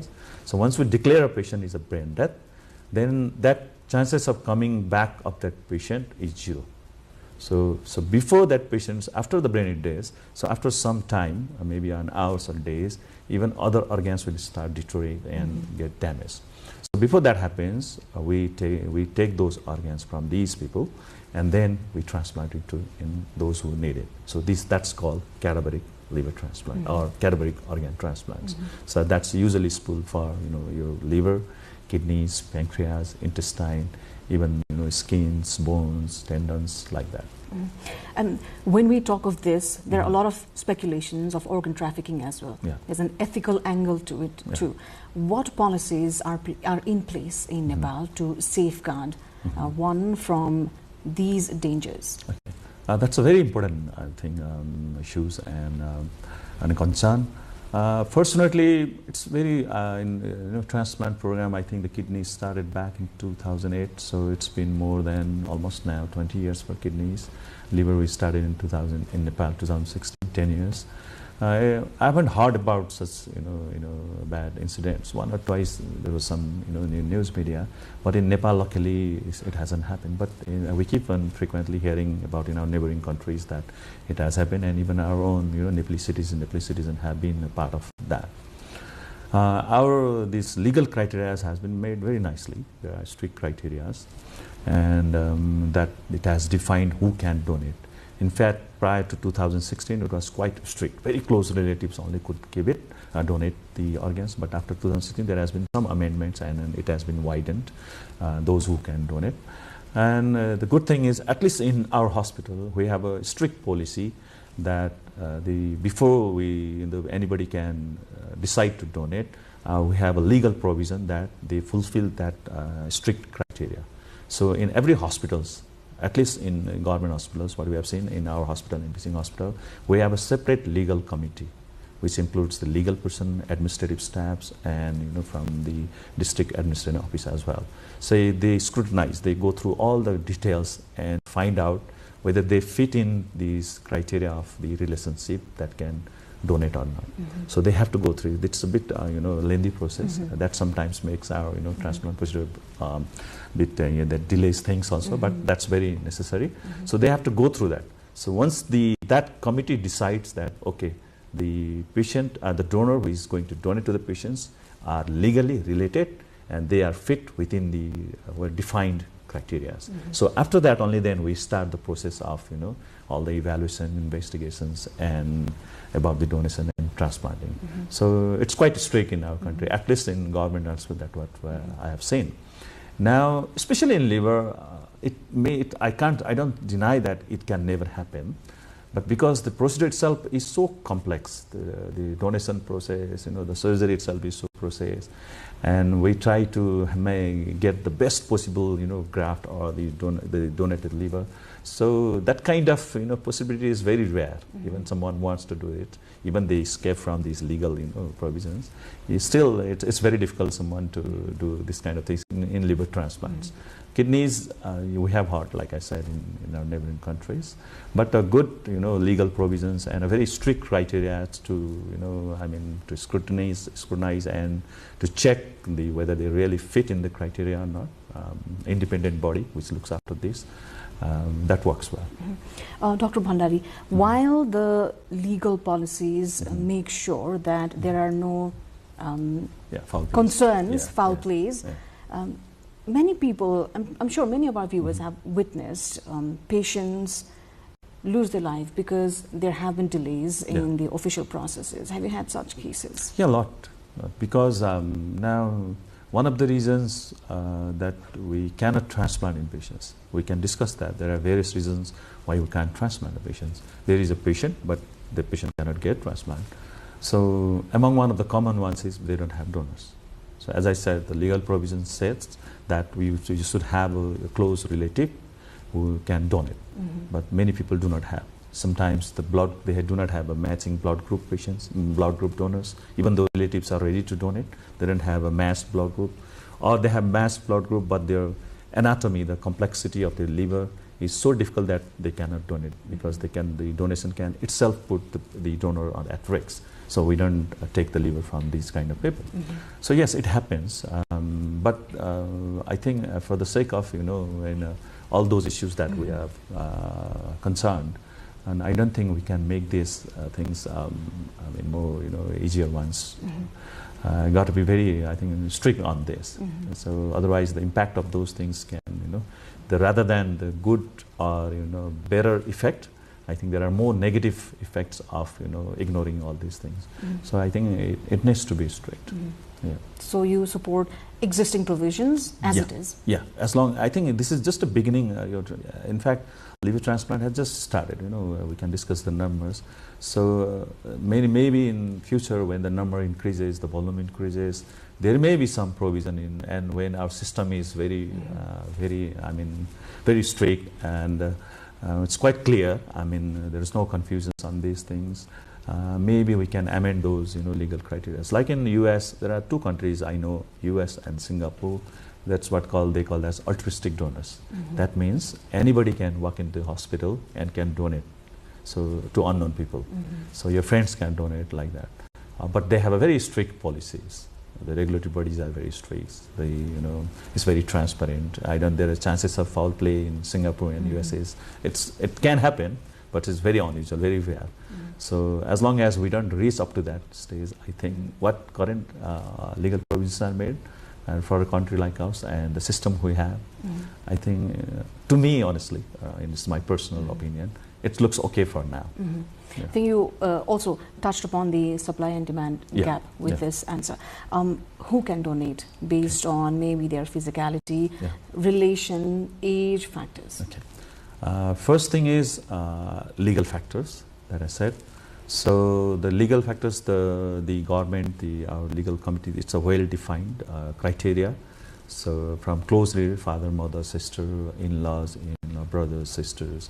There is a fixed criteria, so I can't remember whole of those criteria. So anybody interested? Immediate family members? Yeah, besides immediate family members also, it has been expanded.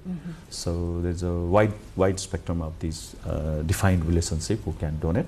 So it's available in our hospitals, in any transplant centers they have, so anybody can go through that. So first they have to fit in that. So once the legal committee says that, okay, they are close relatives, then we take into medical considerations, medical factors. So usually, so it has, the first thing is the donor has to be an adult, that means more than 18 years of age. And we prefer for liver within 55 years. More than 55 years, we try to not to take their liver, because even though liver may look good, because as the age increases, the liver itself has become, the older ones. So there is the regenerative factor probably diminishes. Yes, exactly. So as the age increases, our organs also get old. So the regenerative capacity, the function it is being performing may have been reduced. It's very difficult to predict that. So if you take a old liver, the function, that graft liver, that the donated liver may not perform that we would expect. So the best is between 18 to 50 years. And we prefer to have a same blood group. So if it is A, we give it to A. If it is B, we give it to B. But very interesting is the blood group O is a universal donor. So that means O can give to anybody. So if you don't have, suppose the A blood group doesn't have a A donor, so they can have from O blood groups. So it's U, O is, and if you are AB, you are lucky, you are a universal recipient. So you can receive from any of these blood groups. So that's very interesting. So after checking the blood groups, now next is we see if they have, we do CT, MRI of the liver. And first thing we see is whether the donor can we divide the liver of that donor into two parts or not, how complex it is. Okay, so although liver seems to be one big organ, but the God has created in such a way that it can be divided into two parts. So there are two separate vessels going into the liver and coming out of the liver as well, to separate biliary systems as well. So because we have through the decades and centuries of learning, our ancestors, scientists, they have known that the liver can be divided into two parts safely. But in some patients, the anatomy is so complex, it's very difficult. It may, put the donor's life at risk. So we don't prefer those kind of donors. So once we feel safe that it can be divided, then we further analyze. Then what we see, if the donated part, how much the donor can donate, and if that donated part is adequate for the recipient or not. Okay, based on the weight, we calculate the weight. Normally we say that the donated liver should be 1% of the recipient's body weight, 1% of the recipient weight. So we can go up to 0.8 as well. That's a very safe limit. Now, if that donated liver is adequate for the recipient, then we check the remaining liver. After donating, how much liver is remnant in the donor, and we see if that remnant liver in the donor is adequate for the donor's safety or not. So usually what we say, a person can donate around 60-65% of his liver safely. So there should be at least 35% of the liver remaining with the donor itself.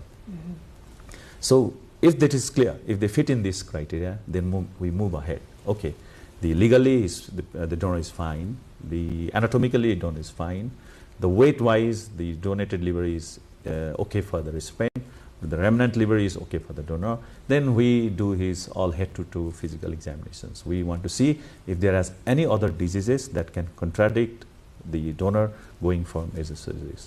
Okay, like hypertension, diabetics, which are controlled. We usually prefer not to have these, but in case sometimes there is no good donor, then we also take these are relative contraindications. But we try to see other relative, like if the patient has severe cardiac disease, severe lung disease, if they have any past cancers or any other diseases which is prohibiting them to go for major surgery, then we avoid them. So once these are all clear, then we decide, okay, next now we can proceed for surgery and donations and the recipient surgery. What does the success rate look like, and what causes rejection if it does? Okay, so transplant for a donor, to speak with the donor, it's also a very complex surgery, taking out someone's liver, taking half the liver from a body, is a big surgery as well. But the good thing is we have been through it. We have undergone trainings, all team members for many years. And for other liver surgeries, other liver diseases, we have been doing similar kind of liver surgeries for many years. And so that knowledge and skill can be extrapolated in doing this donor surgery. So all the accessories, the instruments, all the supporting system we have has made this liver surgery very safe. So for donor, I think people say that standard is it has to be 99.9% safe. Nothing can be 100%, but it should be close to 100%. The donor surgery should be safe. And now the main issue is the recipients. Recipient surgery, the global standard we say is it has to be 90-95% success. That means if you do 100 patients, you may lose 2-3 patients on table or in an immediate post-operative period, and another 5-6 patients in next 1 year time. So many people put a standard as like 90%. If 90% of the patients transplanted can survive for 5 years, then that meets a global standards. So, and now for us that you're asking, I think it's too early for us to say, compare ourselves because it's just been 26. Although we started back in 2016, it's just been 26. But the good thing is we have also compared our data with the initial 2025 outcomes from other centers who also started like us. And it has been within the standard values. We have lost 3 patients due to our surgical procedures. They have developed complications. They could not stand the surgery. This is out of how many patients? 26. 26. Yeah, 3, but otherwise all of patients they could come out of the surgery. But donor surgery is so far touch wood, that's been 100% safe, and that's our very important concern. And we tried, as I said, the liver transplant, living donor liver transplant program depends upon the safety of of course, the safety of the recipients, but safety of the donor. If there is any issues with the donor, in many centers, even in developed nations, because there were problems with the donor, the whole program has been stopped. Post-surgery, what factors would trigger or cause rejection? Okay, so rejection is among one of the, like you pointed out, is one of the known complications. Any organ you put inside someone else's body, it can reject. That's a normal physiology. But the good thing is most of the rejections are minor rejections. That means the liver does not, the body does not accept it easily, so it can have minor reactions.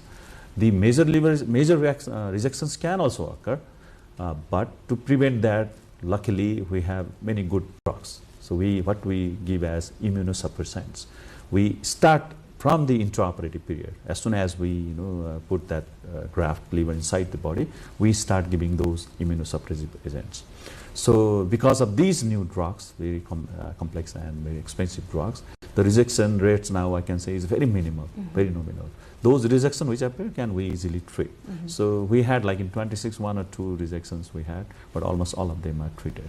So most of these acute rejections that what develop immediate period, so it is very difficult to diagnose in the actually, we diagnose them based on the liver function test and we can treat them. In the long run also they can get rejections.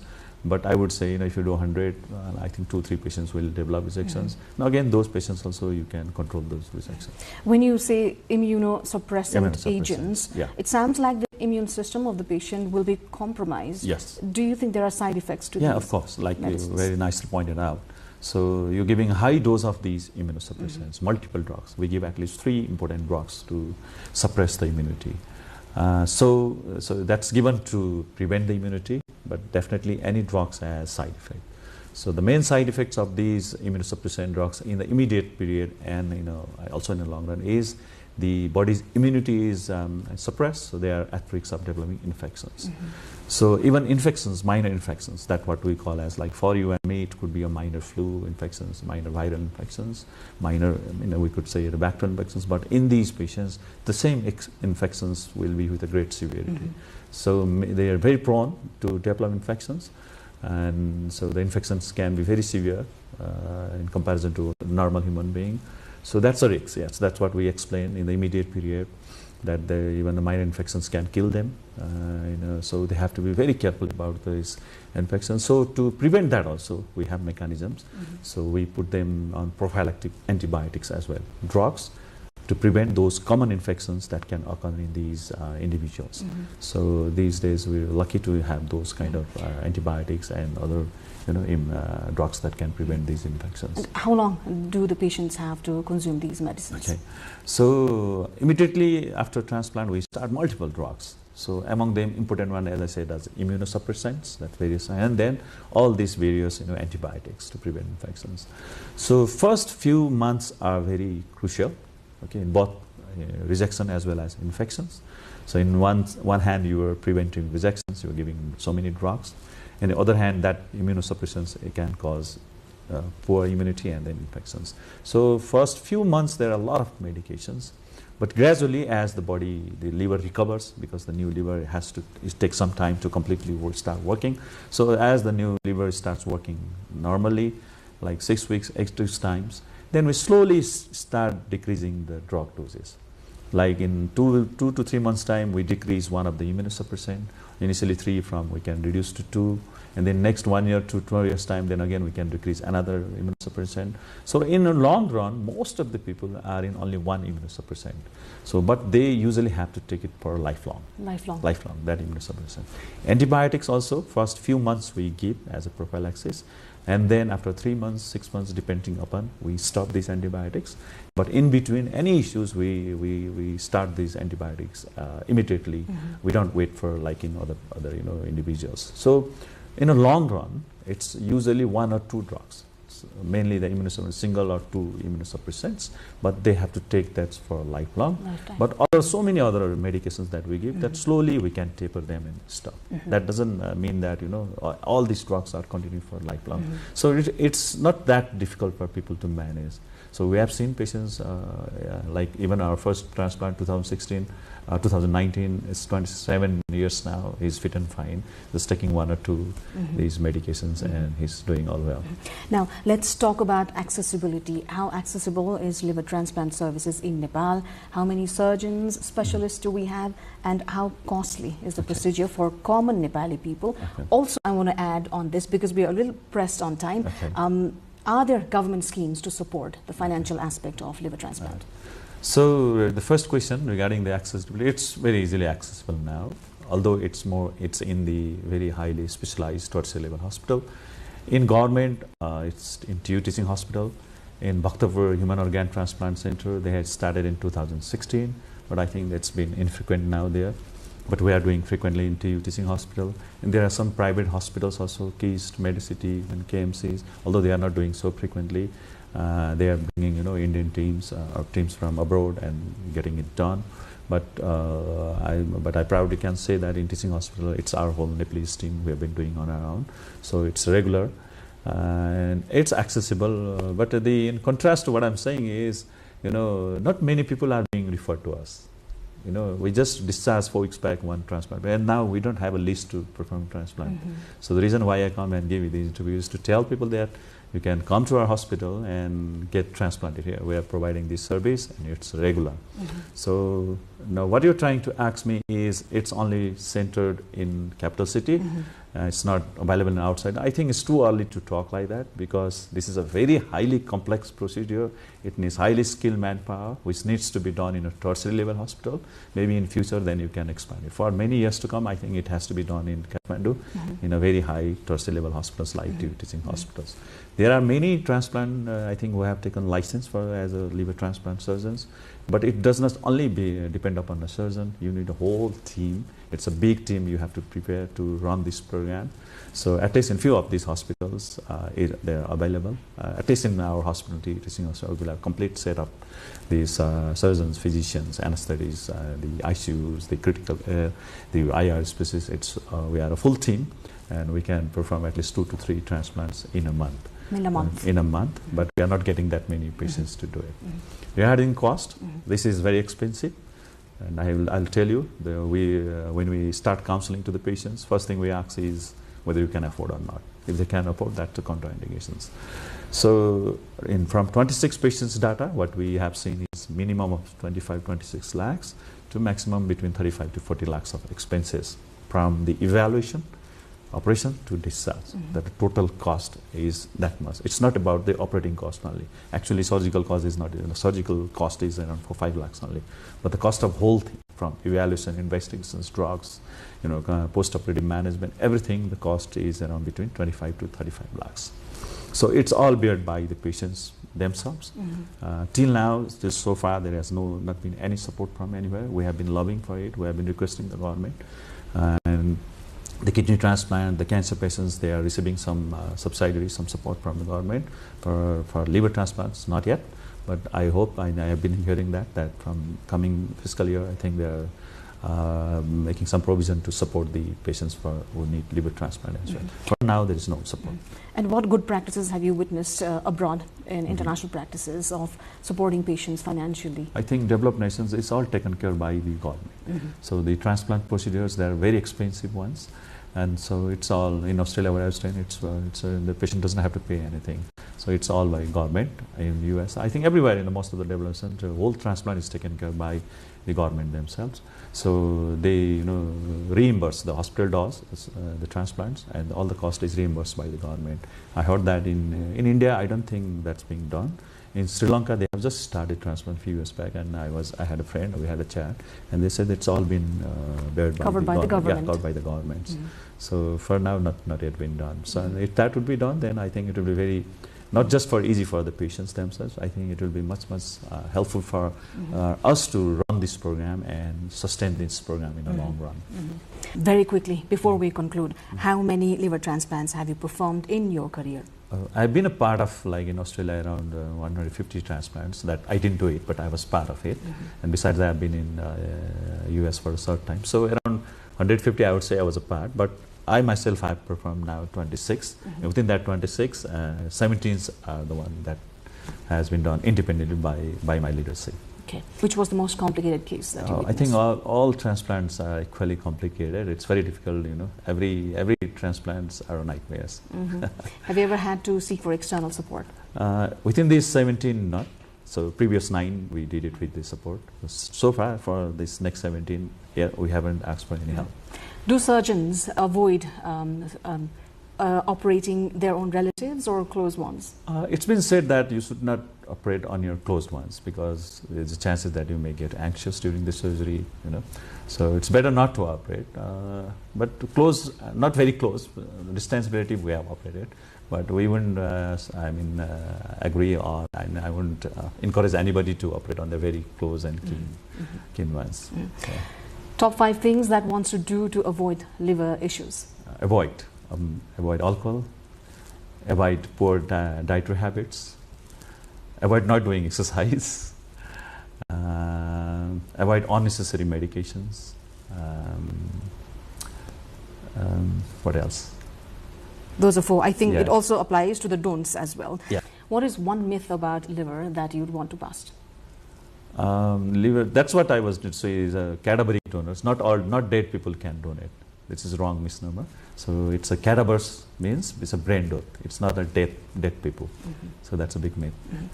What single practical action would you ask every viewer to do right away to protect their liver? Okay, I think good exercise. So make sure that you are not obese. If you have diabetes and hypertension, these are all can be treated and controlled. Take care of these things. Don't drink. Even if you drink, make sure that you nullify that effect with exercise and other good dietary habits. And if there are any issues, like if you're obese or having any issues, any problems, then make sure you check your liver. They are very easy these days, easily available, labs and clinics where you can check your liver functions. Dr. Bhandari, thank you so much for your time and your insights. Thank you so much for inviting me. Thank you. Thank you too, as always, for staying with us. We hope today's conversation has added to our understanding of how and why to take care of our liver. We'll return with a new area of study in the next episode. Stay with us on NTV World. Until next time.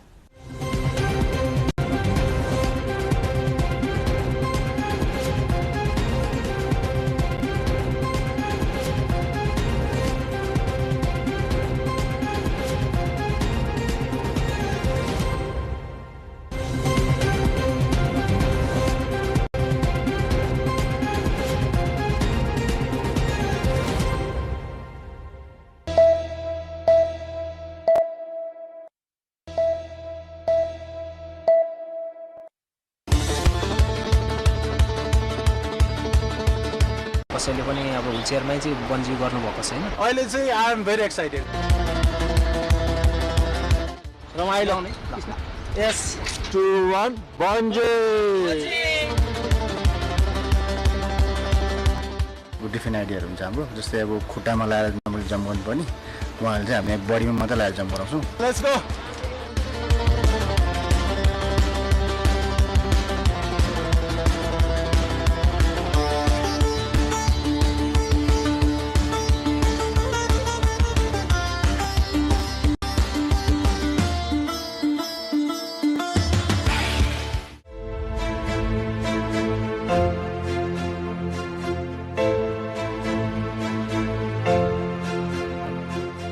This is the story of Dilip Sapkota and Sisir Dahal, two wheelchair daredevils who challenged their physical limitations by jumping nearly 200 meters. They weren't just attempting a bungee jump, they were making history by attempting a bungee jump in their wheelchair.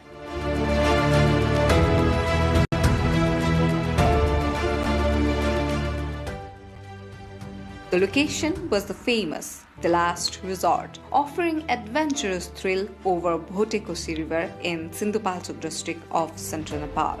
From the launch pad, a suspension bridge over the river, a free fall 160 meters down the gorge. This bridge had been the launch pad for the courageous and adventure seekers for years. But on this day, the jump was not just about adrenaline rush, but also about defiance, about breaking the barriers.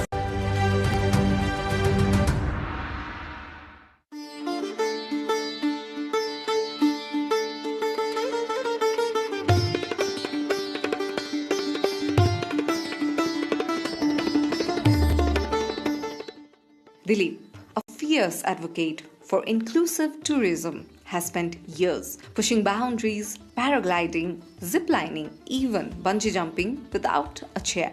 म अपङ्गता भइसके पछाडि म आफूलाई कसरी refresh बनाउने त, म आफै चाहिँ कसरी ह्याप्पी हुन्छु भनेर आफैले आफैलाई बुझ्दाखेरि चाहिँ मैले घुम्दा ट्राभलहरू गर्दा एडभेन्चरहरू गर्दा अझ म बढी आफै खुसी भएको पाएँ। अनि त्यस पछाडि चाहिँ मलाई मैले प्याराग्लाइडिङहरू गरेँ। प्याराग्लाइडिङहरू गरिसके पछाडि बन्जी पनि गर्नुपर्छ भन्ने लाग्यो अनि मैले बन्जी गरेँ। बन्जी गरेपछि होइन अब यो बन्जीलाई पनि एकचोटि व्हीलचेयरमा पनि बन्जी गर्नुपर्छ हैन। नेपालमा म चाहिँ अपङ्गता भएका साथीहरूले चाहिँ एडभेन्चरकोमा चाहिँ अलिक पछाडि देखिने, उहाँहरू खासै त्यति धेरै एडभेन्चरहरू गर्नलाई त्यस्तो खेलहरू खेल्नलाई डराउने, यस्तो हुन्छ उस्तो हुन्छ भन्ने उहाँहरूको चाहिँ मेन्टालिटी पनि थियो र त्यो मेन्टालिटीलाई पनि चिर्नुपर्छ। मैले यो सकिन्छ, हामीले पनि खेल्न सक्छौँ, गर्न सक्छौँ र एउटा चाहिँ समावेशी पर्यटनलाई पनि यो एउटा वकालत पनि हुन्छ। नेपाल सरकार लगायत सम्बन्धित निकायलाई यो वकालतको पनि एडभोकेसी पनि गर्न सकिन्छ भन्ने उद्देश्य राखेर मैले चाहिँ बन्जी गरेको।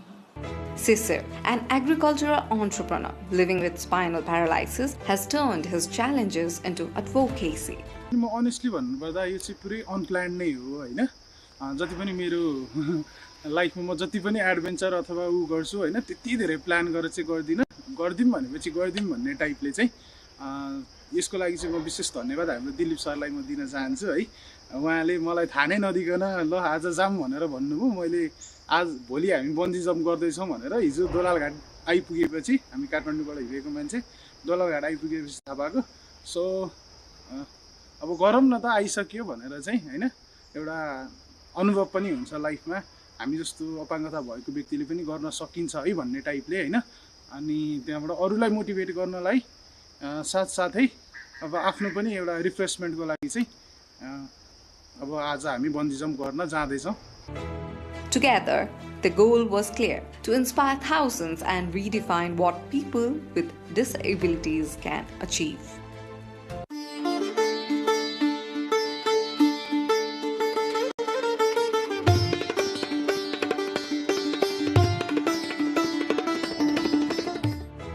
A wheelchair bungee jump was no ordinary feat. It demanded innovation, precision, and absolute commitment. The team designed a secure rigging system, checked every bolt and knot, ensuring the wheelchairs and harnesses could withstand the extreme forces.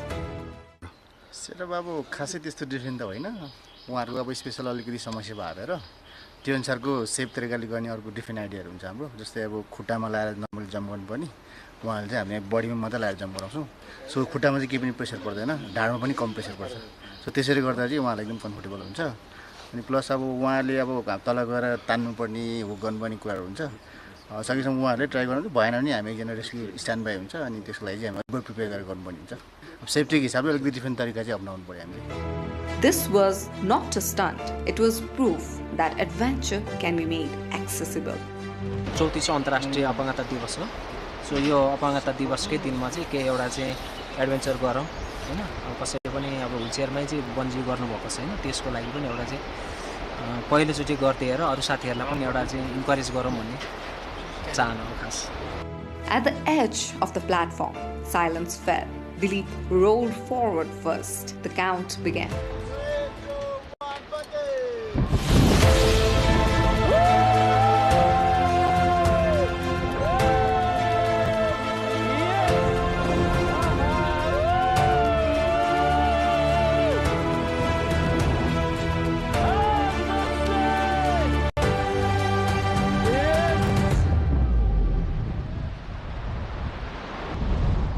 Happy International Disability Day, all of you.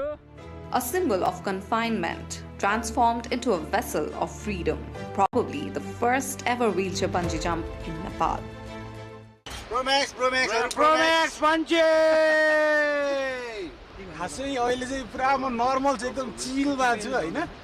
अब यहाँ हामफाल्दाखेरि चाहिँ कस्तो हुन्छ, म हामफालिसकेपछि अनुभव सुनाउँछु। अहिले चाहिँ I am very excited. I am going to do something for myself हैन। I am going to do my first bungee of my life. So I am very excited. Then came Sisir's turn. With equal determination, he embraced the drop. Well, let's go.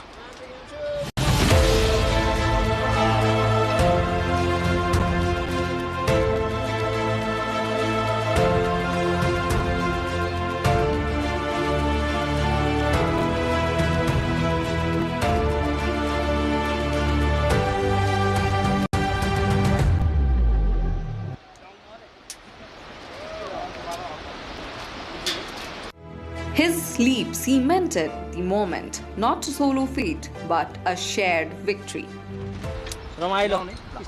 Yes. उहाँले are you ready भन्नुभयो। मैले ठिक छ म ready भने मैले आँखा चिम्म गरिदिएँ। अनि त्यसपछि ठ्याक्कै उहाँले 1 2 3 जम्प भन्नुभयो। उहाँले पुस गरिदिनु भयो मलाई।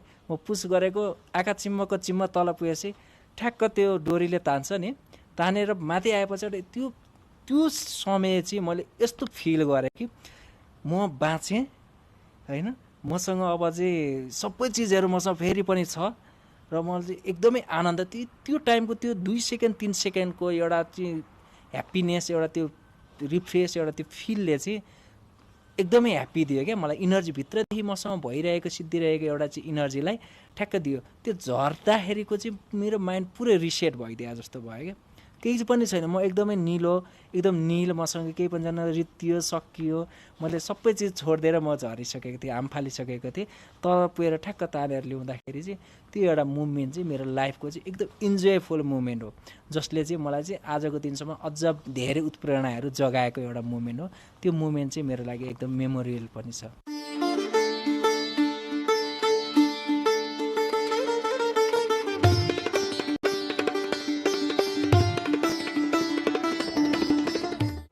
Dilip and Sisir's jump was more than a thrill. It was a loud scream demanding change, a call for accessible tourism.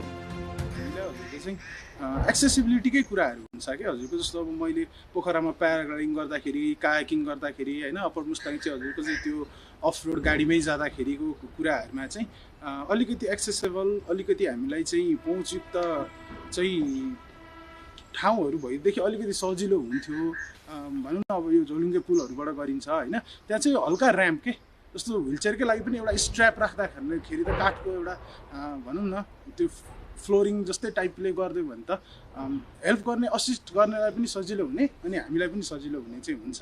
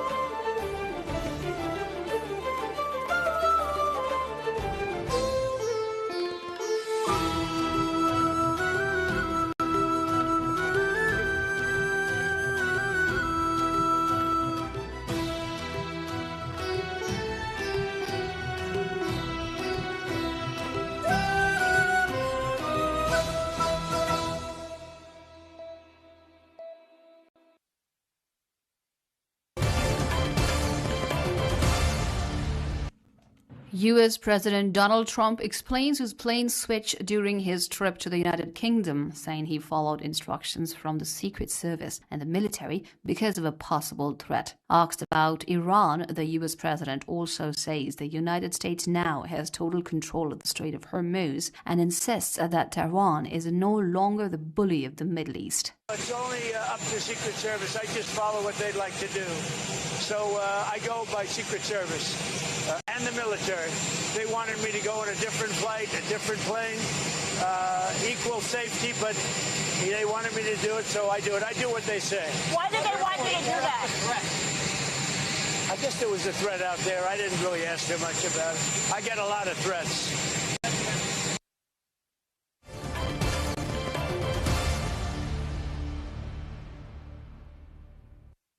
Iran says the Strait of Hormuz will remain closed unless what it describes as a U.S. naval blockade is lifted in a hardening of Tehran's position amid ongoing regional tensions. Foreign Ministry spokesman Ismail Baghei said discussions with Oman are focused on maritime navigation routes, but the broader status of the strategic waterway remains linked to what Iran calls military aggression by the United States and Israel.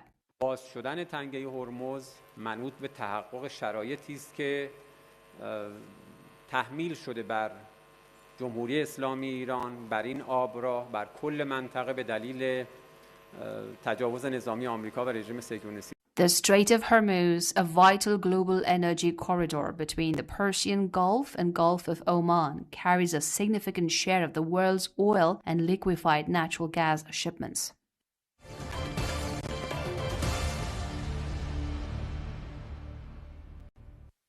Pakistan's Foreign Ministry spokesman Tahir Andrabi says at least 3 of its citizens were killed by an attack by Houthi rebels on a vessel in the Red Sea. During a press briefing in Islamabad, Andrabi said Pakistan strongly condemned the attack. Pakistan strongly condemns this attack on a non-combatant commercial vessel. Such attacks endanger innocent lives, constitute a violation of international law, and a serious threat to freedom of navigation, maritime security, and the safety of commercial shipping in the Red Sea. Andrabi also said Pakistan's Foreign Minister Ishaq Dar had a conversation with Iran Foreign Minister Abbas Araghchi to discuss efforts to promote peace and stability and the Mecca Joint Defense Agreement.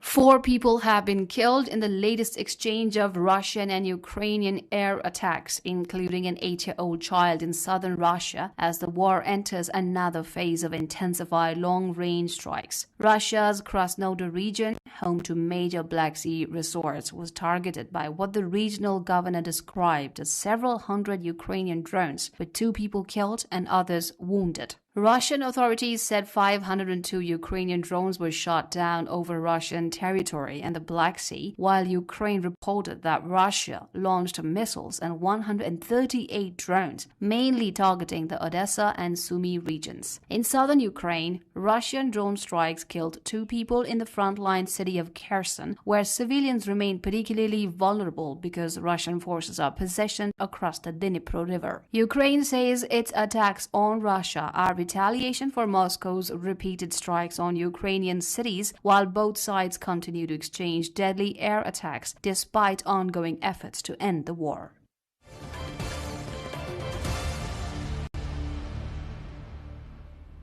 Russian President Vladimir Putin on Wednesday threatened to seize ships belonging to European countries in retaliation for plans to intercept and seize Russian vessels suspected of being part of Moscow's shadow fleet.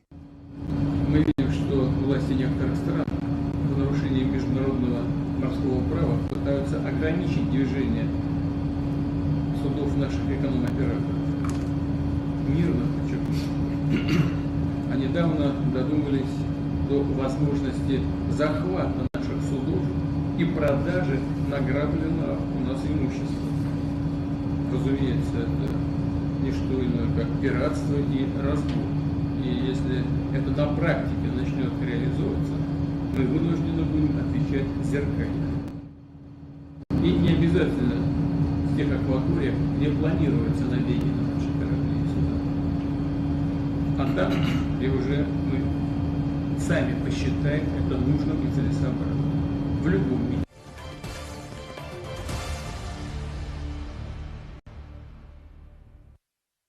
A ferry carrying more than 100 passengers caught fire early Wednesday in waters off West Lombok, Indonesia, triggering a major search and rescue operation. The KMP Putri Yasmin was sailing near Sekotong Beach when the fire was reported at about 4:15 a.m. local time, with thick smoke seen rising from the vessel as passengers prepared to evacuate. The ferry was carrying 114 passengers and 17 crew members, along with dozens of cars and motorcycles, and authorities said 106 people had been rescued in the latest update. Rescue efforts were complicated by rough seas, with waves reportedly reaching up to 4 meters, while some people remained on board as the operation continued. The cause of the fire remains unknown. The vessel operates between Lembar in Lombok and Padang Bay in Bali, a busy ferry route linking the two Indonesian islands.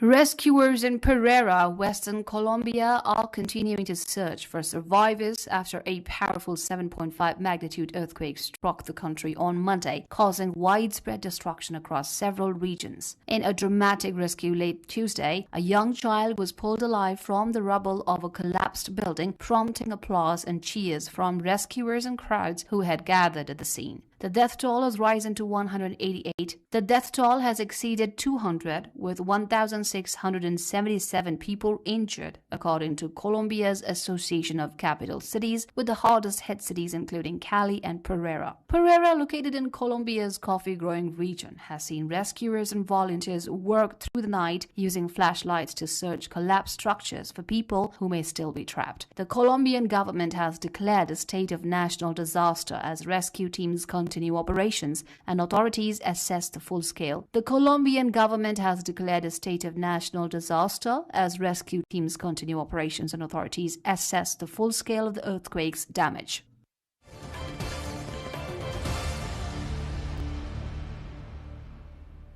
A landslide in Mumbai, India has killed 2 people and left several others feared trapped under debris, prompting a major rescue operation. The incident occurred at around 3:48 a.m. local time in Chiragnagar in the Ghatkopar area of the city when part of a structure collapsed onto nearby rooms. Authorities believe 6 to 8 people may still be trapped beneath the rubble as rescue teams search the affected area. Personnel from India's National Disaster Response Force, supported by around 50 workers from Mumbai's civic body, are involved in the operation. The incident comes as Mumbai faces heightened landslide and structural collapse risks during the monsoon season, when heavy rainfall can destabilize slopes and weaken structures.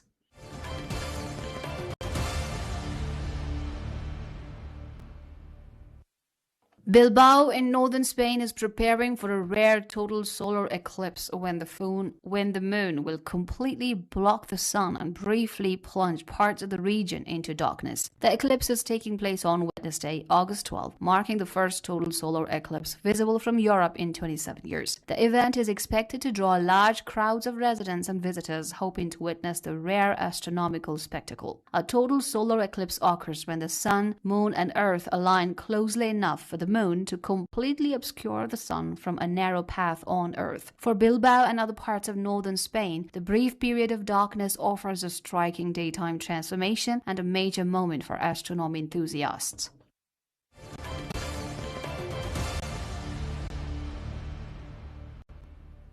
Tourists and local residents in Sicily are getting a close-up view of lava flowing from Mount Etna, one of the world's most active volcanoes. Dozens of visitors accompanied by guides have gathered on the volcano's slopes to watch the eruption from designated viewing areas. Mount Etna, located on the Italian city of Sicily, is a major tourist attraction, but its frequent eruptions also pose significant safety risks. The latest activity has also sent ash into the atmosphere, repeatedly disrupting flights at nearby Catania Airport during the busy summer holiday season. Authorities continue to monitor the volcano as tourists balance the spectacle of the eruption with the hazards posed by lava, ash, and changing volcanic conditions.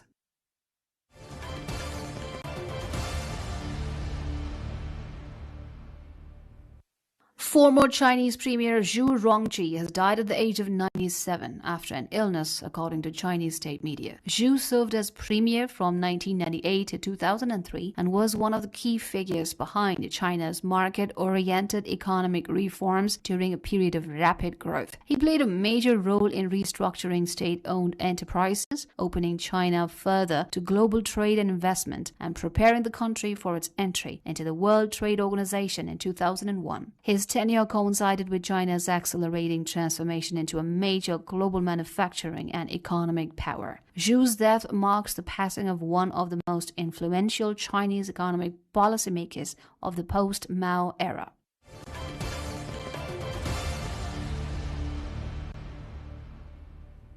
Britain's 230-year-old mapping agency, Ordnance Survey, is adapting its traditional maps and technology to help the country respond to climate change. The organization, founded in the late 18th century and originally created to map Britain's landscape for military purposes, now uses drones and other modern tools to track changes across the country. Its detailed geographic data is increasingly being used to identify areas vulnerable to flooding as extreme weather risks grow with rising global temperatures. Experts say the maps can help authorities understand where the flooding is likely to occur and plan infrastructure and other measures to reduce its impact.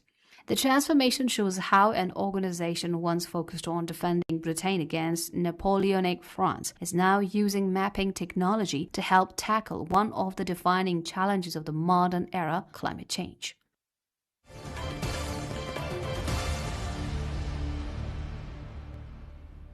In France's Mediterranean city of Marseille, a dangerous form of tourism is gaining popularity as visitors jump from coastal cliffs and ledges into the sea. Diving from heights of more than 3 meters has been banned in Marseille since 2006, but young thrill seekers, including foreign tourists who come after seeing videos on social media, continue to ignore the restrictions. Municipal police patrol the coastline while mediators try to discourage the practice. However, the measures have struggled to stop the trend. Under a public awareness program led by Amin Kisachi, some young offenders can avoid a fine by attending sessions on the dangers of high diving. Authorities say the risks are serious, with several people suffering severe injuries in Marseille every year from these unsanctioned jumps.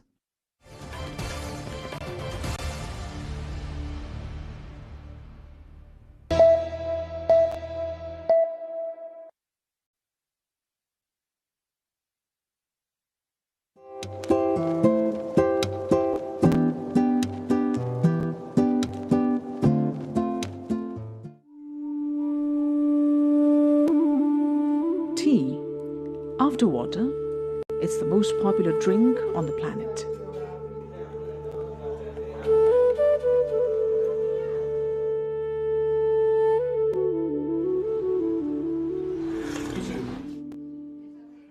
But not all tea is created equal. Most of us are used to CTC, crushed tier curl variety. It's a high-volume, mechanized process meant to give you a strong, fast-brewing cup that usually takes milk and sugar. But in eastern Nepal, the cool climate, high altitude and rich soil create a near-perfect home for the Camellia sinensis plant. It grows slowly there, developing incredibly complex aromatic flavors.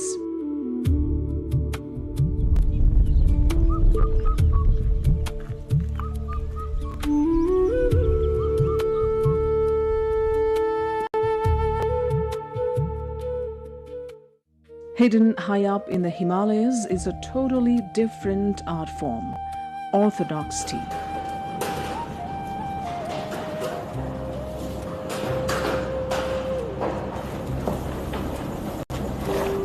Made the traditional way, it's a real labor of love.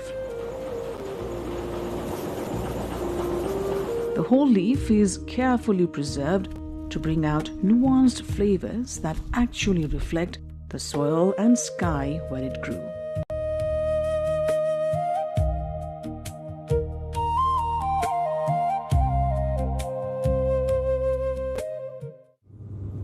Today, we're heading to the roof of the world to uncover one of the industry's best-kept secrets, Nepali Orthodox tea.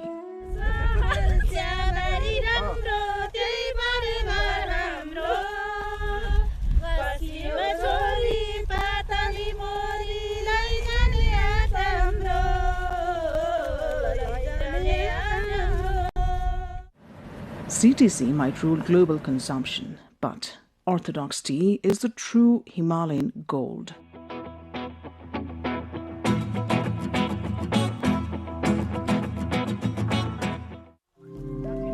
It's a hands-on work of art, starting with expert hands, plucking and pampering the leaves to boost their natural aroma and develop a complex flavor profile. Welcome to Ilam, the tea capital of Nepal.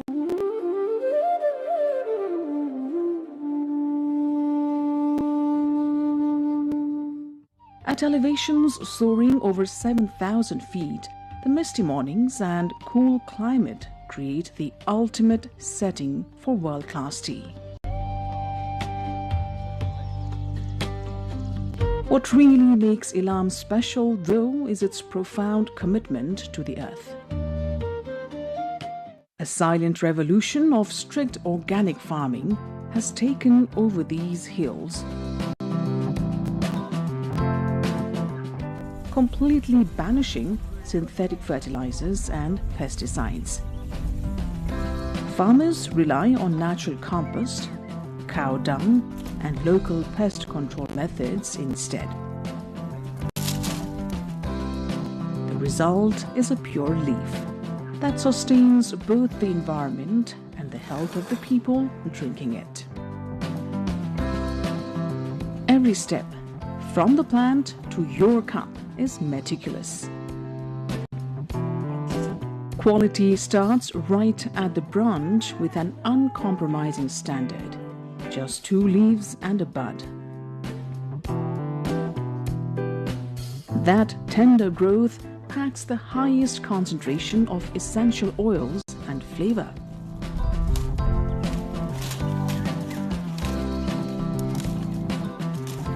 Processing starts with withering, dropping the moisture content by approximately 50 to 70%.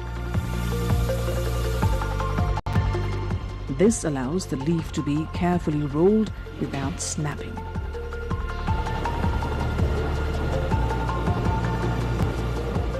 The rolling process itself breaks the cell walls to release natural juices and enzymes. If they're making black or oolong teas, the leaves are laid out to oxidize in perfectly controlled temperature and humidity. Finally, firing stops the oxidation process, locking in the flavor profile and dropping the moisture down to around 3%. After that, it's time to grade and pack the finished leaves.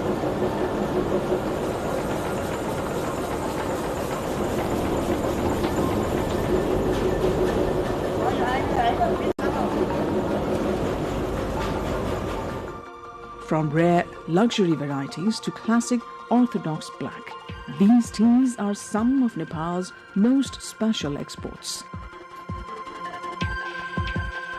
Packaging right at the source is critical to preserve that freshness and aroma before it ships out.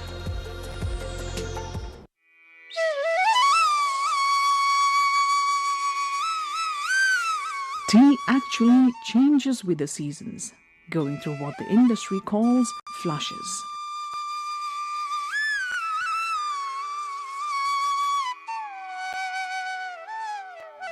The first flush in early spring gives a delicate floral cup with a light golden liquor. Summer brings the second flush, which is much more mature and full-bodied, known for a distinct grape-like muscatel flavor.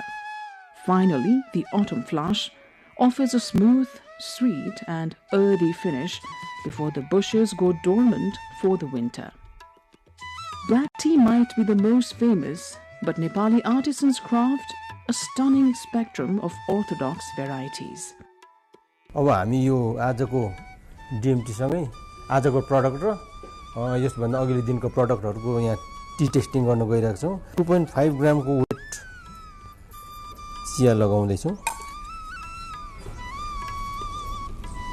Yo 2.5 ग्रामको yo 200 ml को कपमा झन् 90-95 degree सेन्टिग्रेडको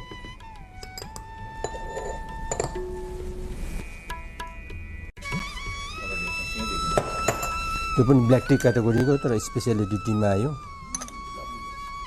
अब तपाईको जस्तो यो chia यो infuse लिफ र यो लिकरको colour चाहिँ match हुनु पर्यो। Experts first evaluate the aroma of the infused leaves and then give the liquor a loud slurp.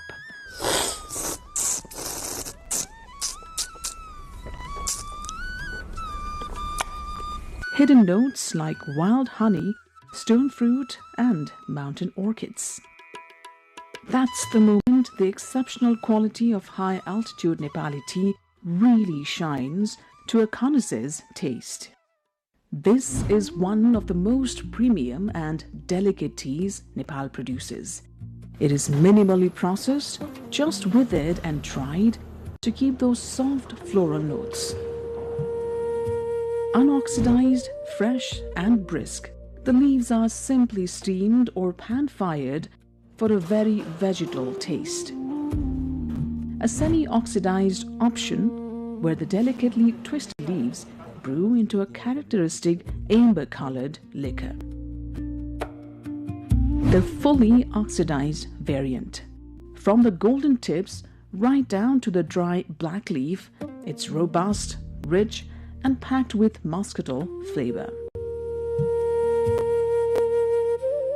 Back in the day, without global reach or access, Nepali Orthodox tea was sold off to Indian blenders very cheaply.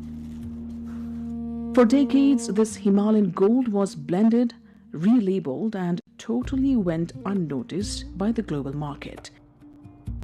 But things shifted in 1993 when the government stepped in with an institutional effort establishing the National Tea and Coffee Development Board.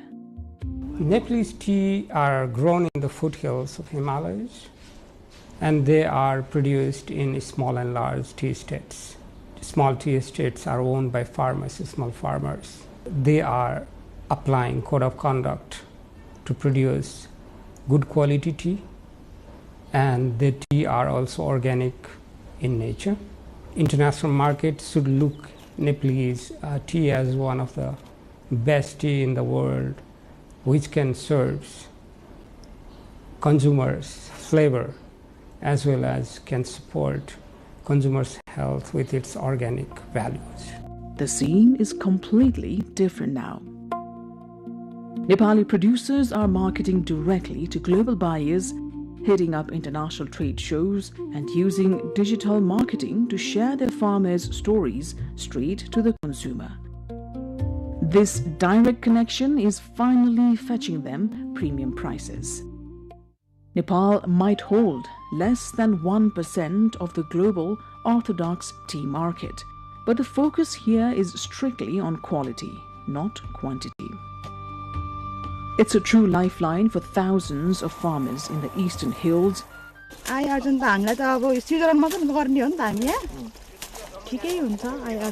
हामीलाई अब खाना लाउनलाई अब दुःखसो अब चल्दैछ अब यसो अब ठुलठुला काम त यहाँबाट के धान्नु र यसो खाना चाहिँ हामीलाई खाना लाउन चाहिँ अब दुःखले पुग्दैछ सर आय आर्जनमा अब अलिअलि अब थपबड गर्दाखेरि अब आय आर्जनमा ठिकै छ भन्नु पर्यो सर अब जे होस् मैले चाहिँ यो चियाको चाहिँ अब पहिलेदेखि नै हैन सुरुदेखि नै मेरो अब केही पनि थिएन यही चियामा आएर चाहिँ म चियामा काम गरेर चाहिँ मेरो एउटा छोरा छ त्यो छोरालाई अब पढाएँ बढाएँ अहिले बाहिर पठाएँ अनि अब त्यसकै गर्न चाहिँ अब यही चियाले नै मलाई खुट्टा टेकाएको छ भन्नु पर्यो खानाको लागि अलिकति भइरहेको छ अब दैनिकी जेला पाइरहेको छ आएको दिनको and a massive potential foreign currency earner for the national economy. Nepali Orthodox tea is not just a beverage. It's the very essence of the Himalayas poured into a cup. It tells a story of tradition, of deep respect for the earth, and an uncompromising pursuit of perfection.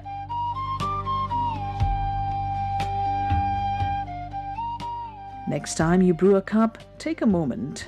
You might just taste the clouds.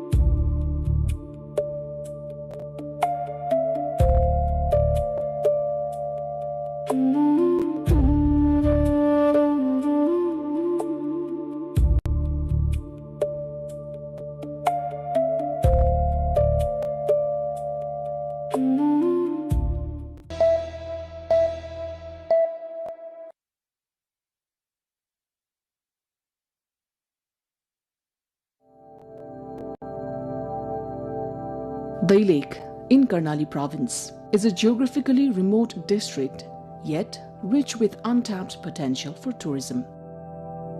Stepping into Dai Lake, celebrated as a treasure trove of Khas art, culture and heritage, brings a unique sense of joy. Journey begins amid its natural beauty, leading us toward Mahabu Rural Municipality.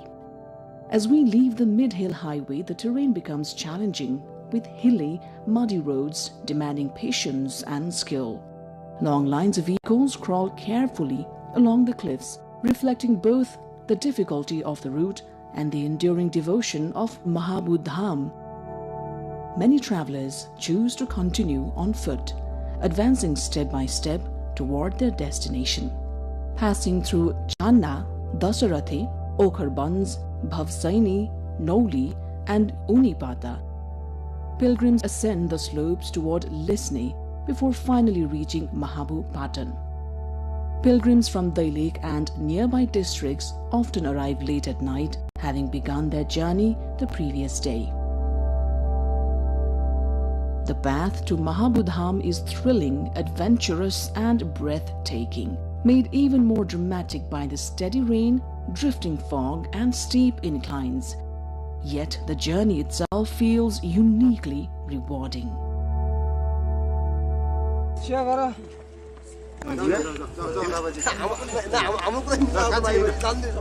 Mahabu Lake or Mahabu Dham, located within Mahabu Rural Municipality, is a remarkable place of natural beauty, religious significance and cultural heritage. Situated at an altitude of 4,200 meters, the area is adorned with emerald lakes, grazing flocks of sheep and goats, and a sky that dances with Himalayan mist. Every year, during Janai Purnima, a grand fair is held here, drawing thousands of devotees from across the region. Mahabu Dham's spiritual importance is deeply rooted in the ancient worship of Lord Shiva, revered here as the origin site.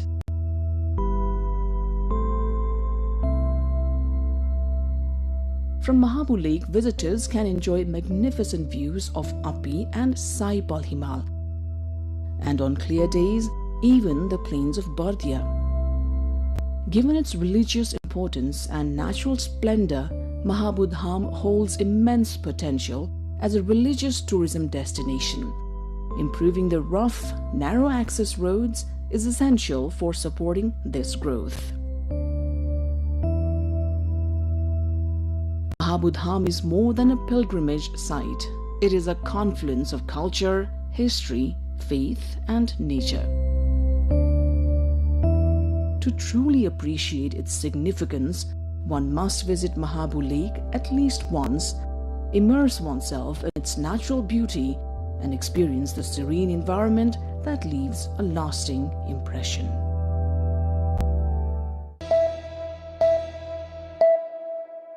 What do you think is the single most important principle the young storytellers, whether it is journalists or whether it's filmmakers, should hold on to today?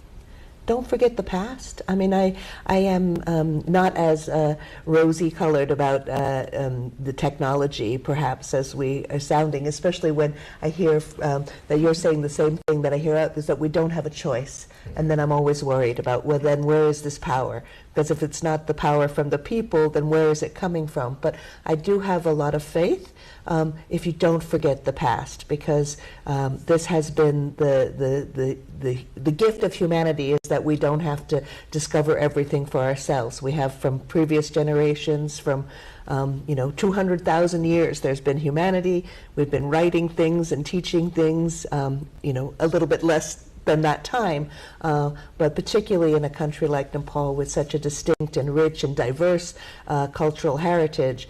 Yes, your grandmother, your parents might not understand social media, but they know things worth knowing. The shooting, a girl in the second episode had a fight with her father because maybe she made some mistakes in her homework, and her father blamed her, and then the little girl, she got a temper, she elbowed her father, and then the fight didn't calm down after that, even got bigger. If we showed it out, it could be fantastic. It can increase the ratings. But finally, the director, he decided to cut it because he thinks that this kind of scene, if it is shown on the great public, maybe one day it will hurt this little girl. So I'm really very touched by his this kind of humbleness and respect for people.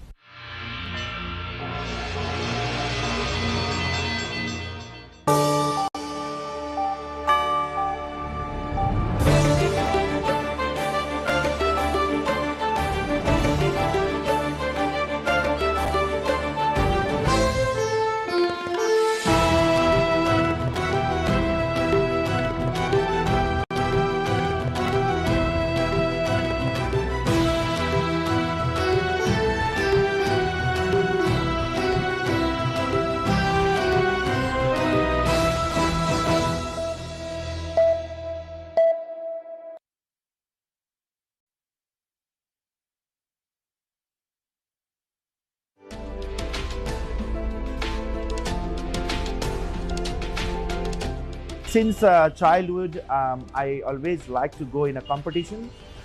Even I was in a high school, I done many competition in athletics or other things, and then I end up with MasterChef. I was winner of rematch in 2020 MasterChef UK Professionals.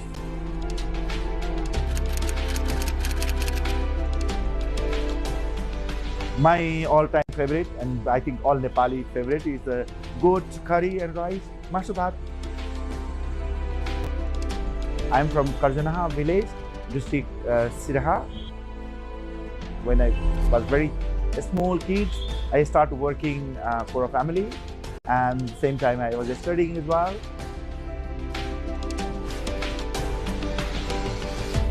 When I was 5 years old, my father passed away. When I was very young age, for us, food was survival food.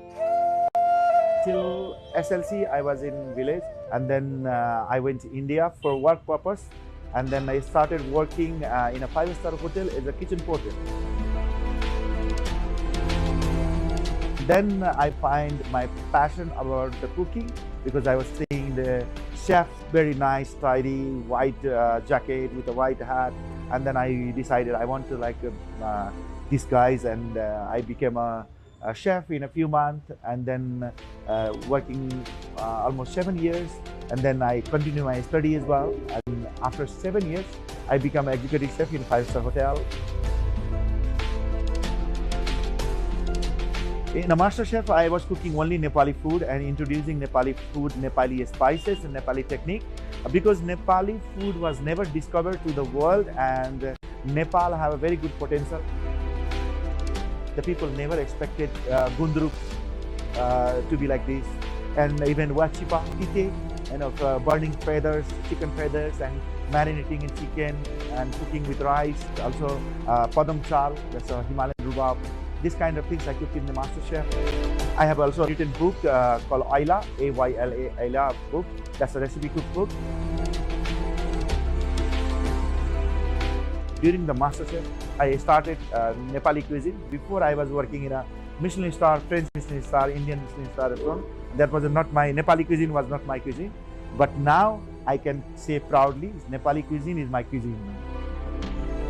Still, I am promoting Nepali food, ethnic cuisine, cultural cuisine. Like if you see, we are in a Mithila Thali fish house.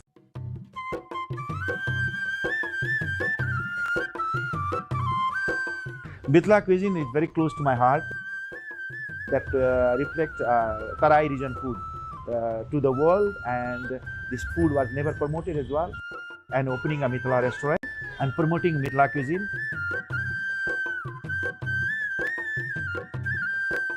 Mithila cuisine is very healthy. Mithila food have fermentation, freshness, seasonal vegetables, seasonal cookings.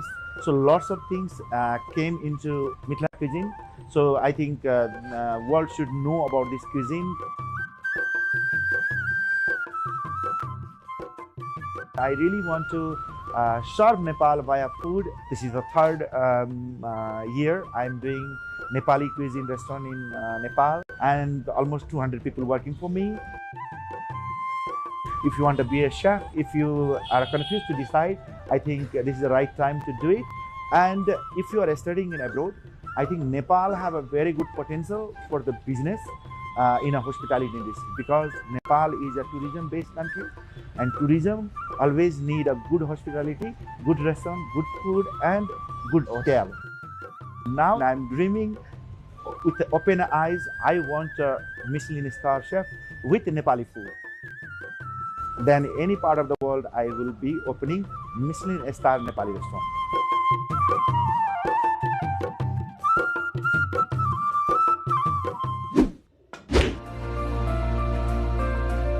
I came from Biratnagar and am at a global stage on data and AI and finance.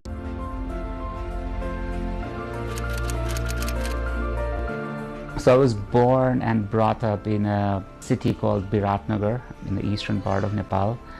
I was brought up in a typical middle-class Nepali family. I went to school in a normal Nepali school. I studied there until SLC in Biratnagar. As for my higher education, I did my undergrad in Australia. I went over to study quant finance at New York University. I did masters in financial engineering.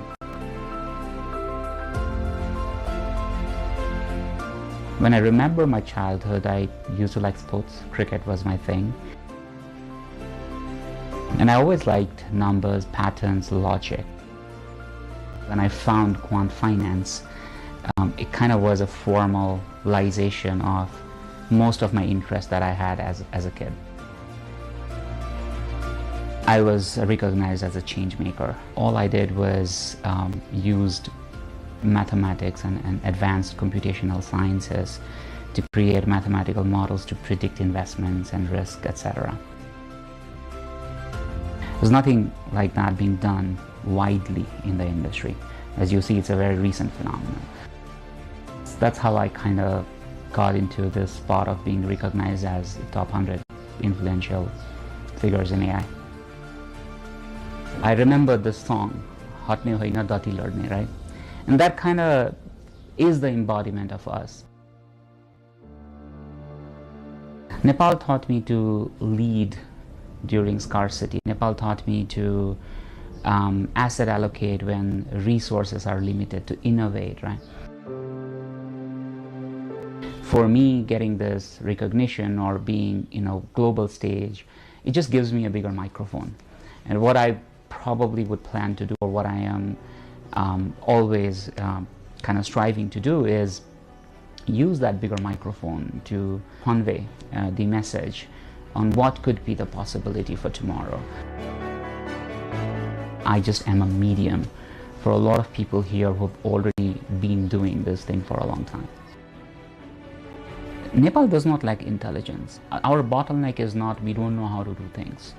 Our bottleneck is infrastructure and policy framework. These are two things, and if we solve this, I think market is going to take its turn, and you will see proliferation.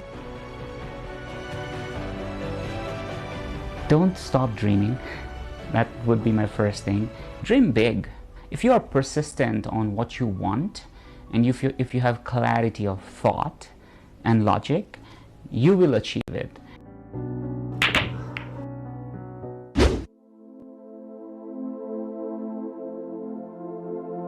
I think like any other young people, usually in Nepal, the jobs were the primary intention of many youth coming out of education system. So even my family and my friends, they thought that I'm going to take a job.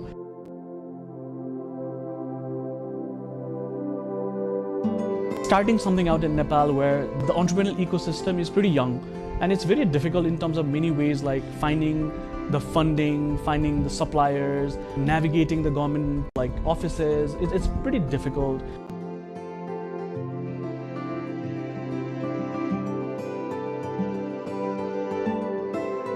And I think one of the most difficult things was to try to do something that no one has ever done before. So running an education organization that does research and also does manufacturing, so there was a lot of learning curve and a lot of failures in the path.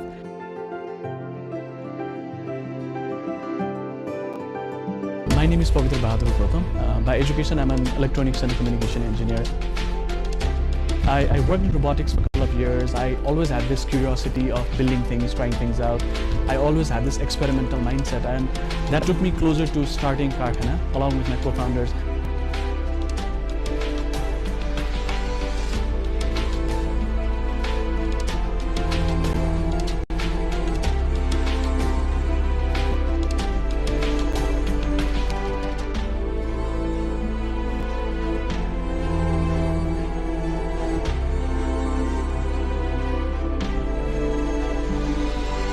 So Karkhana acts as multiple entities and ideas at the same time. So we are a research organization, work with national and international universities to do research on pedagogy, lesson plan design. We actually also work as an innovation space where we design these materials that can actually be taken inside the classroom to make science slightly more fun, slightly more experiential. But we also act as a manufacturing space where we manufacture these materials and make sure these materials reach into the classroom.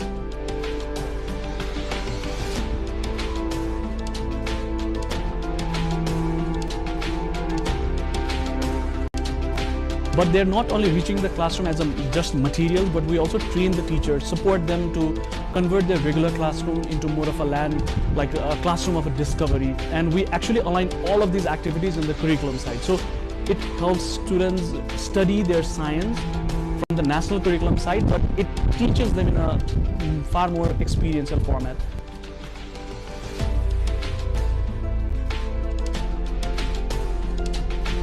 We started Karkhana as a maker space, as an innovation center, but slowly we realized that it's not the space that's required for innovation, but it's the mindset that's required for innovation. And we actually wanted to work on building the culture of experimentation in Nepal.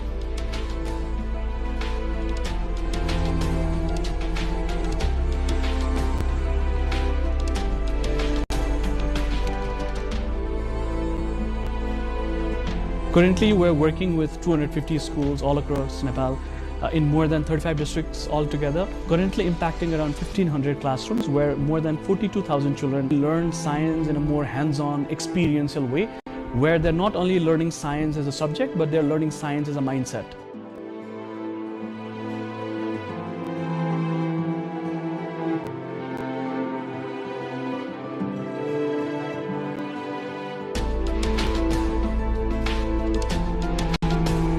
So we usually find chemistry to be one of the most difficult subjects, right? So for example, when we're studying in school, so we have learned about atoms and how atoms are formed. We know that neutron, proton are in the center, the electrons are in the circle, like they are in orbits.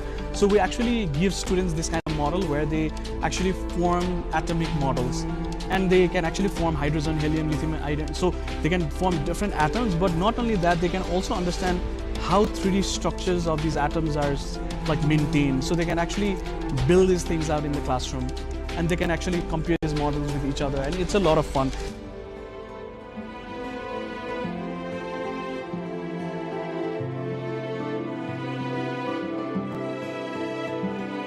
being inside a country like Nepal and being affected with things like earthquake, instability in the government, unstable education policies and policy at large, being affected with issues like COVID, blockade. So I think navigating all these things in a country that is developing its entrepreneurial ecosystem and trying to sustain the business in this kind of environment, I think you're largely firefighting every day.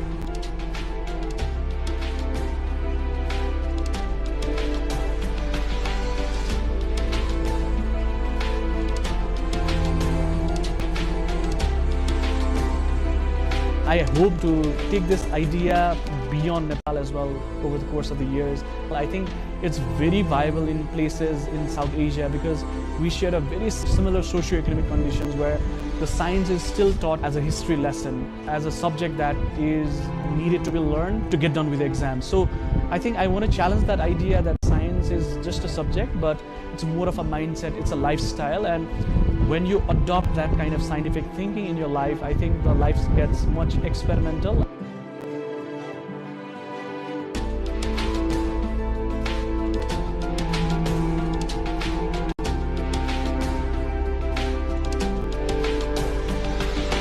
Pretty excited about this idea that we might be able to solve problems not in the classrooms of Nepal, but also beyond Nepal, exploring places like Sri Lanka, Bangladesh, where we think that we can make an impact, and in places like Darjeeling, Sikkim, where we might go out and use Nepali language to reach and work as well.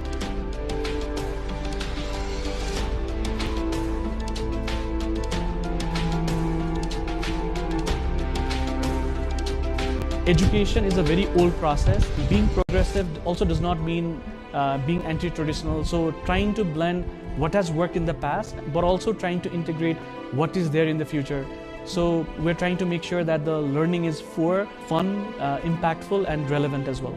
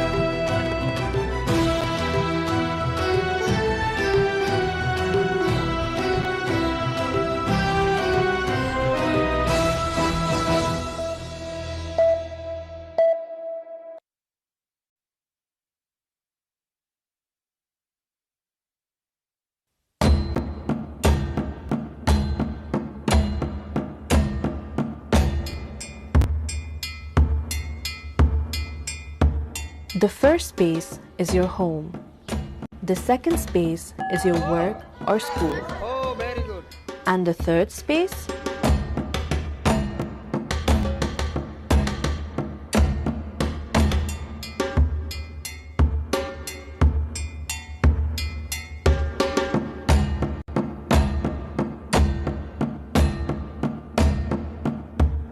It is a place for your social life to actually unfold. Capital city-हरु चाहिँ मान्छेहरु चाहिँ आफ्नो लाइफमा आफ्नो day to day लाइफमा यति धेरै busy भइसकेका हुन्छ कि उनीहरु एकदमै आइसोलेटेड भइसकेका हुन्छन् के सो यसबाट चाहिँ like to get over it अनि एक्सप्लोर गरेर आफूलाई फ्रेश गराउनको लागि हैन त्यसको लागि चाहिँ it's really essential. In many parts of the Western world, third spaces look like cafes, libraries, pubs, and so on. We have those too in Nepal, but historically we have always done it a little differently. म चाहिँ यो नजिकै बस्ने भएको भएर म यो ठाउँमा अक्सर आइरहन्छु हैन. मलाई यो पब्लिक प्लेसहरु सार्वजनिक ठाउँहरु एकदमै मन पर्छ मलाई चाहिँ. अनि अब काठमाडौँ आफै पनि साँगुरो छ हैन. हामीसँग थोरै मात्रै पब्लिक स्पेसहरु छ. त्यसमध्ये बसन्तपुरको यो सार्वजनिक स्थल चाहिँ एकदमै मलाई लाग्छ काठमाडौँ भित्रको क्राउडमा पनि अलिकति रमाइलो गर्नलाई आफ्नो फ्यामिलीसँग टाइम स्पेन्ड गर्नलाई अनि अलिकति फ्रेश भएर बसौँ अलिकति हावा खाएर बसौँ भन्ने हो भने यो ठाउँ चाहिँ हाम्रो वर्ल्ड हेरिटेजमा भएको साइटहरू हेर्दै हामी मजाले रमाउन सक्छौँ, गफ गर्न सक्छौँ। The term third space comes from sociologist Ray Oldenburg's 1989 book, The Great Good Place. He described it as public space outside of your home or work where you can exist socially and build connections. But in Nepal, the idea of a third space has existed for centuries. नेपालको सन्दर्भमा हेर्यो भने पनि हामी 16औं शताब्दीमा मल्ल राजाहरूले चाहिँ यसलाई create गरेको पाउँछौँ। तर त्यो भन्दा अगाडि पनि लिच्छवीकालीन हेर्यो भने पनि यो स्पेसहरू चाहिँ क्रिएसन गरेको देखिन्छ। किनभने काठमाडौँ दरबार स्क्वायरमा हेर्यो भने एउटा चाहिँ के छ भने स्पिरिचुअली पनि लिएको छ। त्यहाँ शिव पार्वती मन्दिरहरू छ भने हनुमान ढोका छ, त्यस्तै गरेर नसाल चोक छ दरबारको लागि, त्यस्तै गरिकन कुमारीको पनि त्यही छ। भनेपछि यो जम्मैले हामी के देख्छौँ भने यो थर्ड स्पेस चाहिँ हामी अहिले मात्रै होइन कि परम्परागतदेखि नै पाइन्छ। बिहान पख चाहिँ किसानहरूले ताजा तरकारी ल्याउने पनि भेट्थ्यो। अनि अहिले पनि कुरा छ फ्रेस सब्जीहरू खान्छ भने बिहान यो थर्ड स्पेसमा जाने भन्छ। अहिले पनि हामी हेऱ्यो भने यो दरबार स्क्वायरको वरिपरि तरकारी के अरे बेच्न बिहान किसानहरूले ल्याएको हामी पाउँछौँ। यो चाहिँ त्यही भएर यो परम्परागत देखिन्छ। अर्को चाहिँ के छ भने यो इन्टरेक्सन गर्ने ओल्ड एज अथवा रिटायर मान्छे यस्ता मान्छेहरूले पनि त्यो थर्ड स्पेस युज गरेको पाउँछौँ। From temple courtyards to neighborhood chokes to palace squares, our third spaces are woven into the fabric of our history and culture itself. They live on the temple steps. They are sheltered under the shade of the traditional falcha and poured into teacups at hole-in-the-wall tea stalls.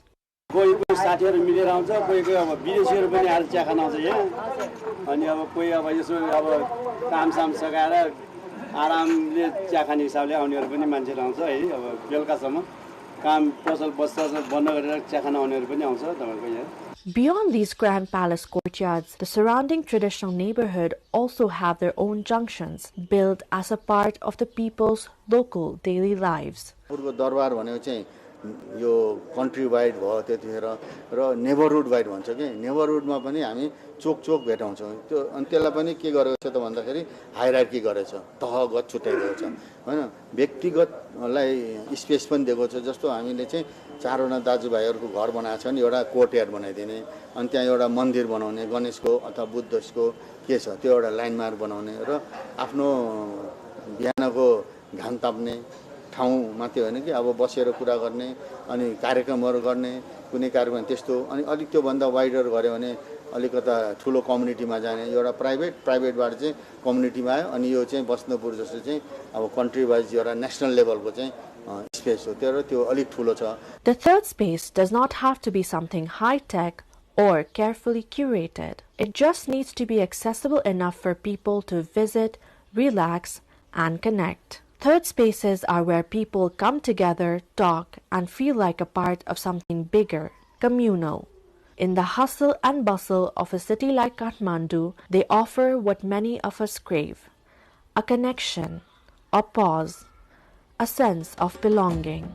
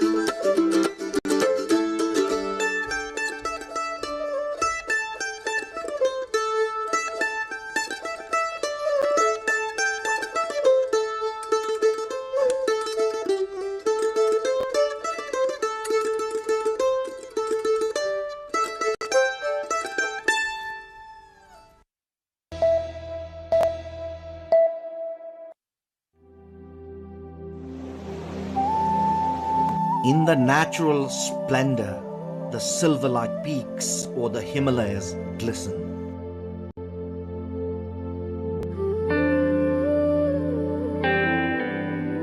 Cradling a pond filled with milk in its lap, the Numbur Himal gleams. The Dudkunda, meaning a milk pond in Nepal's northeastern district of Solukhumbu, is truly the gateway to the paradise.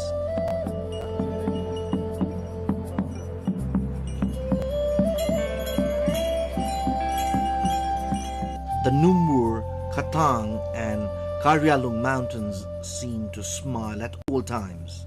Adorned with a garland of colorful flowers, the Dudkunda is overflowing as if filled with milk.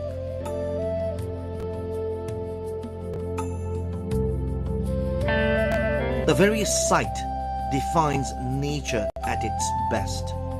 Feels as if the Numbur mountain is giving motherly affection, holding the lake in its lap. The beauty is so serene and virgin that one fears not to stain it by touching. Indeed, Dudkunda is nature at its purest form. Located at Solu Dudkunda municipality, Taksindu, the natural paradise draws many visitors.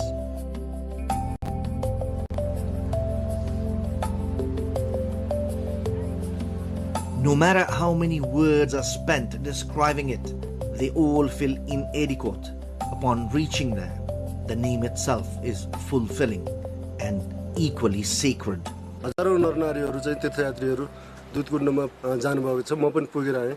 Dudhkund असाध्यै पवित्र स्थल, यो हिमाल काखमा रहेको तीर्थस्थल हो, पुण्यस्थल हो, देवस्थल हो र त्यहाँ चाहिँ एकचोटि पुग्नै पर्दो रहेछ। त्यहाँ पुगेर जुन आनन्दको अनुभूति हुन्छ त्यो चाहिँ कहीँ पनि पाइँदैन भन्ने चाहिँ महसुस भयो।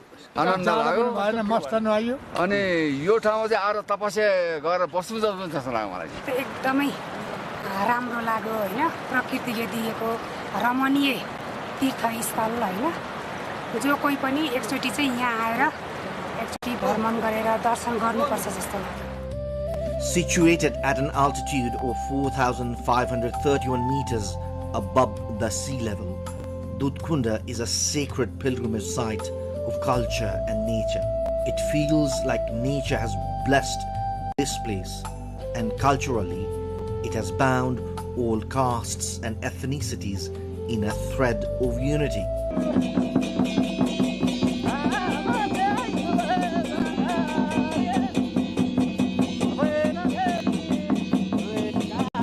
There are various legends and sayings about Dudkunda. One argument is that the pond was formed during the creation of the Himalayas and was discovered by local sheep and yak herders. According to another legend, in ancient times, a yak would go to a stone where the pond is located and offer its milk every day. Later, the place was found to be a pond filled with milk, leading to its name, Dudkunda. This has also led to the belief that gods and goddesses reside here. There are 3 different routes to reach Dudkunda. One route is through Salleri, Faplu, Taksindu and Sasrabeni. Another route goes via Lukla, the gateway to the Everest, through Nunthala, Taksindu and Sahasrabeni. Nature has truly blessed the Solu Dudkunda municipality.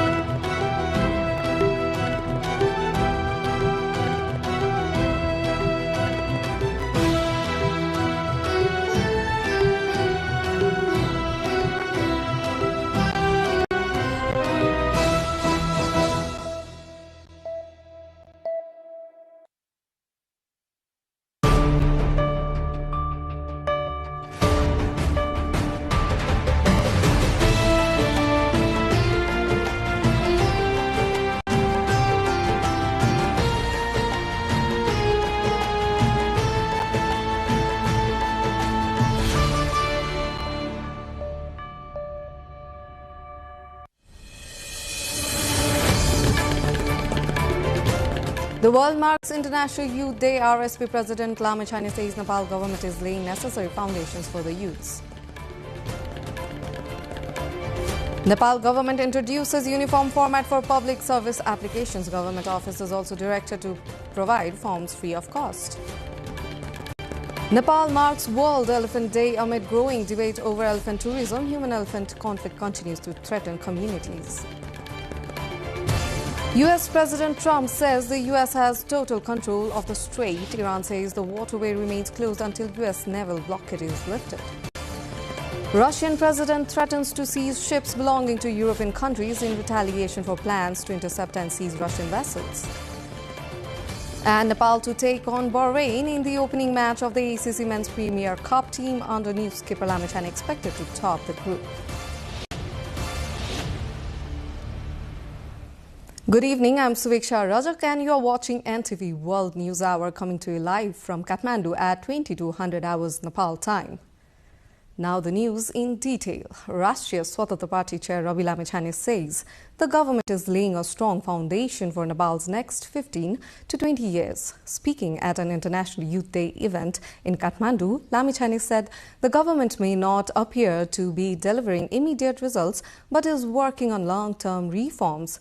He called the presence of young lawmakers and a prime minister in his mid-30s is a historic achievement for Nepal.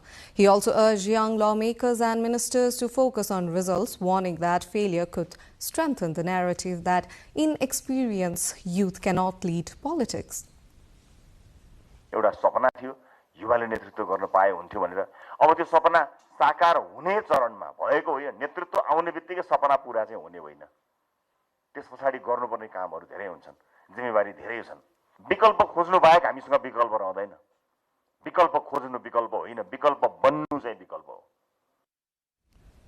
We'll take a deeper look into the World Youth Day in our segment Issue of the Day later in the bulletin. Moving on, the government has issued new guidelines to standardize application formats for public service across federal, provincial and local offices. The Office of the Prime Minister and Council of Ministers says the move aims to make service delivery easier, faster, more effective and technology-friendly. Under the guideline, each government office must prepare separate application forms for every service it provides, using simple and clear Nepali or English as needed. The forms must also support digital use and include essential applicant and service details. Officers must publish approved forms on notice boards and websites and provide them free of cost. They must also offer QR codes, electronic forms and downloadable PDFs while setting up free customer help desk to assist service seekers. Nepal marked World Elephant Day amid growing debate over the use of elephants for jungle safaris and tourism. Elephants have long been domesticated in Nepal for transportation and other labor, but concerns are increasing over their welfare. At the same time, human-elephant conflict remains a major challenge, particularly in Bardia. More than 100 elephants live in Bardia National Park, while dozens of people have died in elephant attacks. Experts blame habitat encroachment, expanding settlements and infrastructure along elephant corridors and illegal hunting. Authorities are building electric fences and barriers and running the Elephant My Friend campaign to promote coexistence. However, incomplete protection measures continue to leave communities and elephants at risk. More on this in our cover story segment later in the bulletin. Moving on, U.S. President Donald Trump has said the plane switch during his trip to the United Kingdom was follow instruction from the Secret Service and the military because of a possible threat. Asked about Iran, the U.S. President also said the United States now has total control of the Strait of Hormuz and insisted in his own words that Tehran is no longer the bully of the Middle East. It's only up to Secret Service. I just follow what they'd like to do. So I go by Secret Service and the military. They wanted me to go on a different flight, a different plane, equal safety, but they wanted me to do it, so I do it. I do what they say. Why did they want you to do that? I guess there was a threat out there. I didn't really ask too much about it. I get a lot of threats. Meanwhile, in a hardening position amid ongoing regional tensions, Iran has said the Strait of Hormuz will remain closed unless what it's called a U.S. naval blockade is lifted. Foreign Ministry spokesman Ismail Baghei said discussions with Oman are focused on maritime navigation routes, but the broader status of the strategic waterway remains linked to what Iran calls military aggression by the United States and Israel. باز شدن تنگه هرمز منوط به تحقق شرایطی است که تحمیل شده بر جمهوری اسلامی ایران، بر این آبراه، بر کل منطقه به دلیل تجاوز نظامی آمریکا و رژیم صهیونیستی.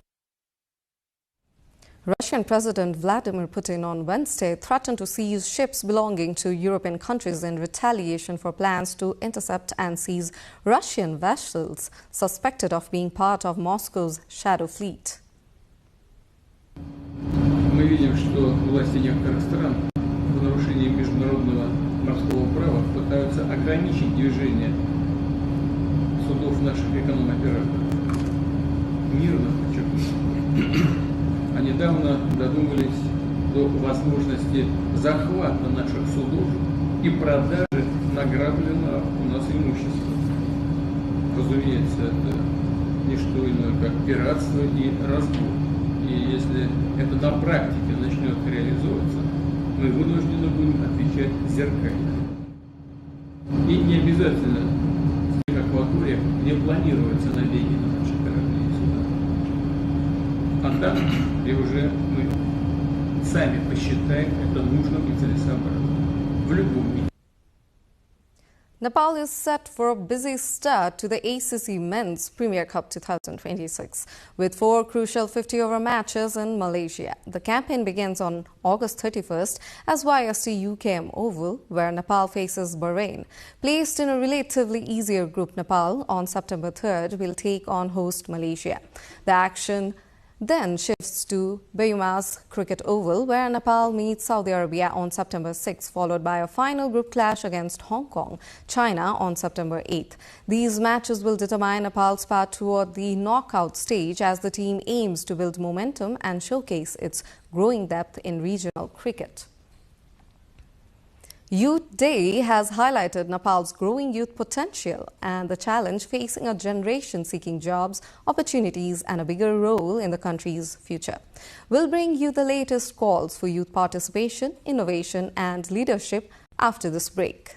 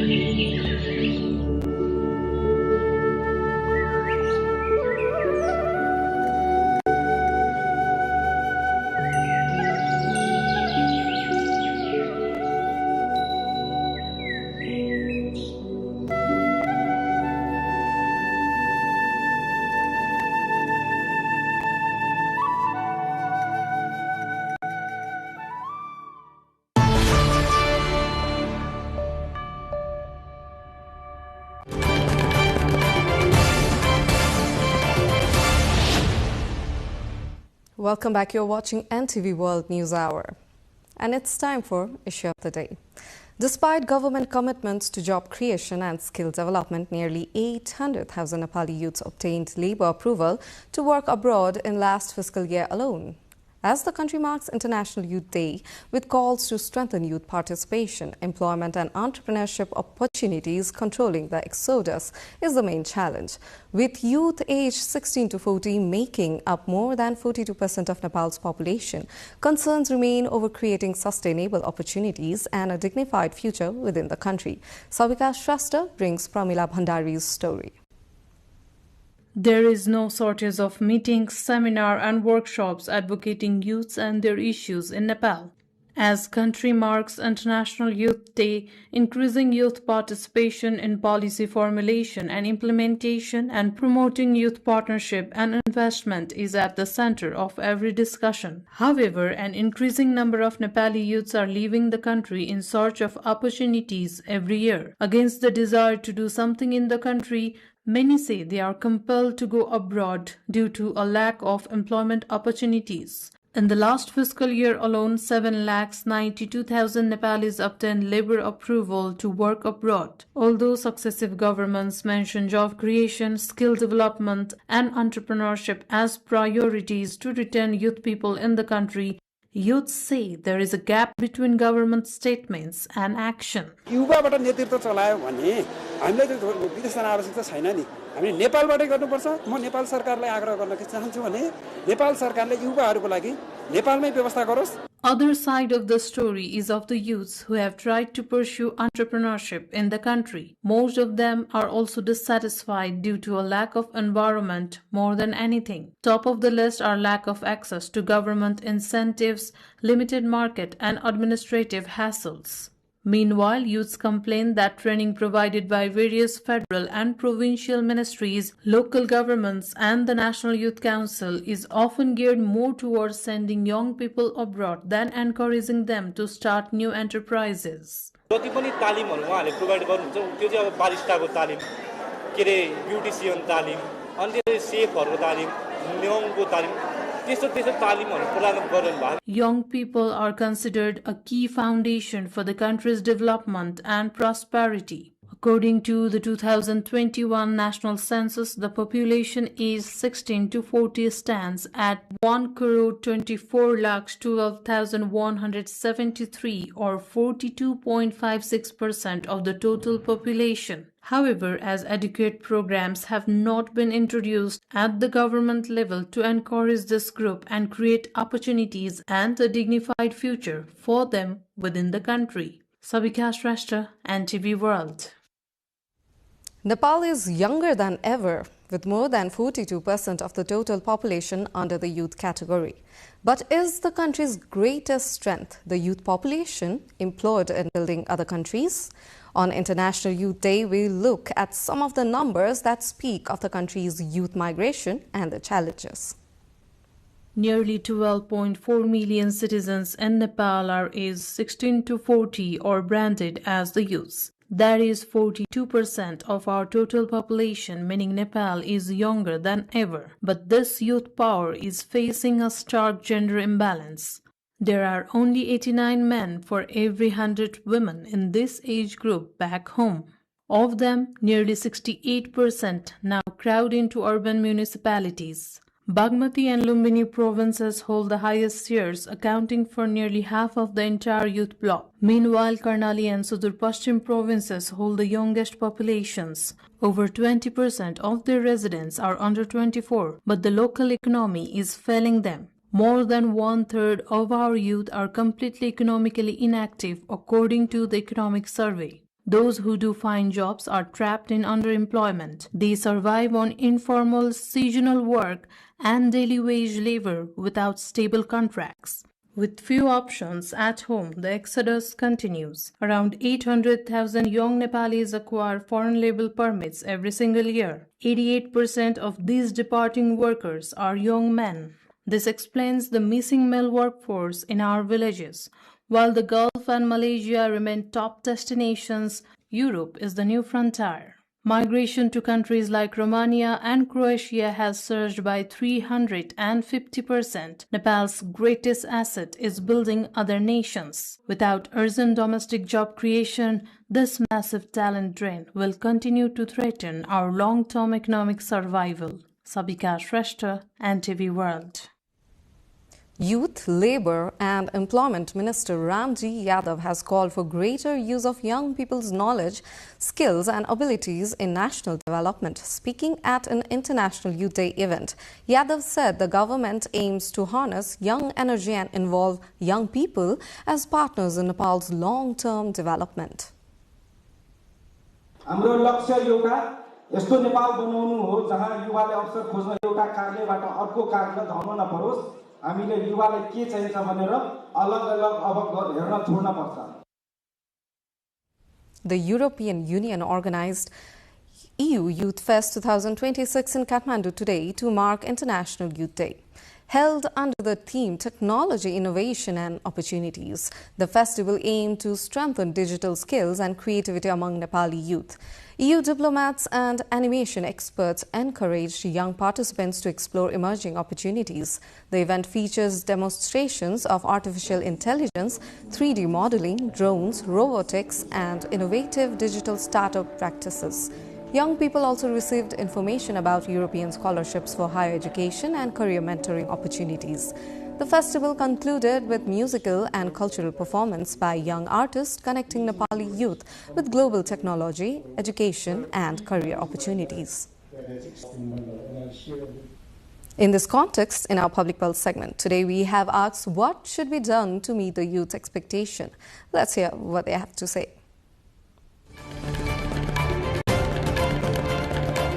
युथसँग एउटा direction देखाउने मान्छे कोही पनि भएन. एउटा direction देखाउन चाहिँ एउटा मेन अब एउटा कमिटी जस्तै एउटा केही भइदिएको भए एटलिस्ट एउटा स्टुडेन्ट गएर बुझ्न सक्छ त्यो ठाउँमा कि हामी आफ्नै देशमा बसेर केही गर्न सक्छौं. बाहिर जति काम हामी बाहिर देशमा गएर गर्छौं त्यही काम हामी आफ्नो स्वदेशमा बसेर पनि गर्न सक्छौं. अब मैले प्लस 2 पछि के गर्ने त भनेर चाहिँ सरकारले एउटा काउन्सिलिङ गरिदियोस् हामीलाई हैन, यस्तो गर्दा राम्रो हुन्छ, यस्तो गर्नुस् हजुरहरुले भनेर त्यो गर्यो भने चाहिँ हामी जस्तो युवालाई सजिलो हुन्छ. अब आधारभूत तहदेखि नै हल्का केही सिपहरु सिकाउने अनि त्यसपछि स्किल्सहरु देखाउने आफूमा भएको खुबीहरु देखाएर त्यो पछि रोजगार पाउनको लागि आफै सृजना गर्नको लागि चाहिँ सहज हुन्छ. सरकारले पनि हामी जस्तो युवाहरुलाई चाहिँ देशको लागि काम गर्नको लागि चाहिँ एकदम प्रेरणा दिने र त्यस्तै प्रोग्रामहरु गर्नु पर्यो. हामी युवाले चाहिँ आशा मार्नु हुँदैन. हामी नै आफै स्वरोजगार भएर अरूलाई रोजगार दिनुपर्छ र देशको विकास गर्नलाई मद्दत गर्नुपर्छ.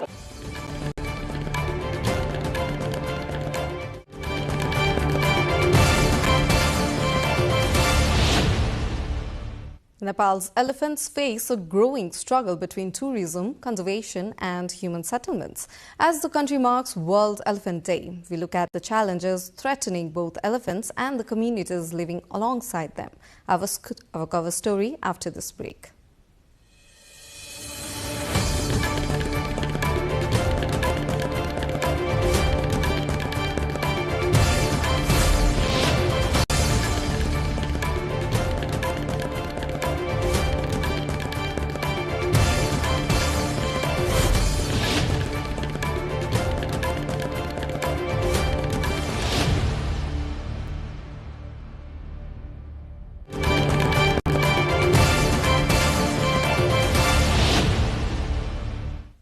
Welcome back. You're watching NTV World News Hour. And it's time for Cover Story. Amid the controversy whether elephants should be used to carry tourists for jungle safari in Nepal, the country marked World Elephant Day. Elephants are being domesticated since ages in Nepal, mainly for transportation and beast of burdens. However, today marking their day, the mammoths were cared and well fed, maybe only for a day. Rojina Rai with our local correspondent from Chitwan, Rajendra Acharya, brings the report. The 15th World Elephant Day has been marked in Sauraha of Chitwan with a special feast for elephants. The annual event aims to promote human-wildlife harmony, protect forest and raise awareness about elephant conservation. It also highlights the important role elephants play in promoting tourism in Chitwan. As part of the celebration, dozens of captive and wild elephants were served their favorite foods, including sugarcane, pumpkin, rice, and fruits. Nepal is home to two major populations of Asian elephants. The eastern population ranges from Chapa to Chitwan, while the western population extends from Kapilvastu to Kanchanpur. The country is estimated to have around 230 wild elephants, a population that has gradually increased despite ongoing conservation and management challenges. चितवन राष्ट्रिय निकुञ्जले हात्तीको कल्याणको लागि चाहिँ काम गर्छ। चितवन राष्ट्रिय निकुञ्ज हात्तीहरू धेरै भएको चाहिँ मालिक भएको हुनाले चाहिँ हामीसँग चाहिँ 30वटा भाले हात्ती र 26वटा पोथी हात्ती छन्। चितवन राष्ट्रिय निकुञ्जले त पर्यापर्यटन भन्दा पनि यहाँहरूको पर्यटन छ। हामीले त संरक्षणको हरेक क्रियाकलापमा चाहिँ हात्तीको प्रयोग गर्नुपर्ने हुन्छ। त्यो भएको हुनाले सरकारी हात्ती र चाहिँ प्राइभेट निजी रूपमा चाहिँ पालिएका क्याप्टिभ इलेफेन्टहरूको चाहिँ उचित व्यवस्थापन गर्नुपर्ने हुन्छ र यसको लागि चाहिँ चितवन राष्ट्रिय निकुञ्ज पनि तत्त्वचित्त भएर Around 100 elephants are also kept in captivity across the country under both government and private management. Chitwan National Park alone has 58 captive elephants, including 45 in Sauraha.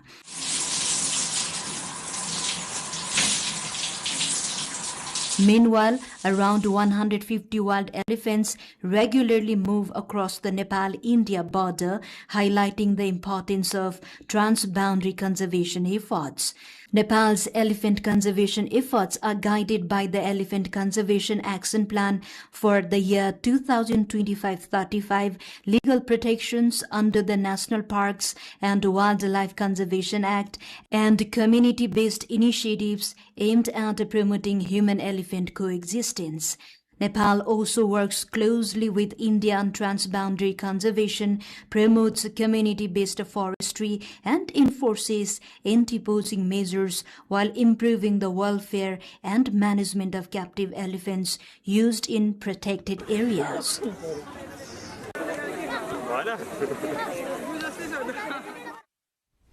As the world marks World Elephant Day, human-elephant conflict is growing in Nepal, particularly in Bardia. More than 100 elephants are found in Bardia National Park, while dozens of people have died in elephant attacks. Experts blame habitat encroachment, expanding settlements and infrastructure along elephant corridors, and illegal hunting. Electric fences and barriers are being built to protect communities, but incomplete construction has allowed conflicts to continue. The park is also running the Elephant My Friend campaign to promote coexistence and raise community awareness.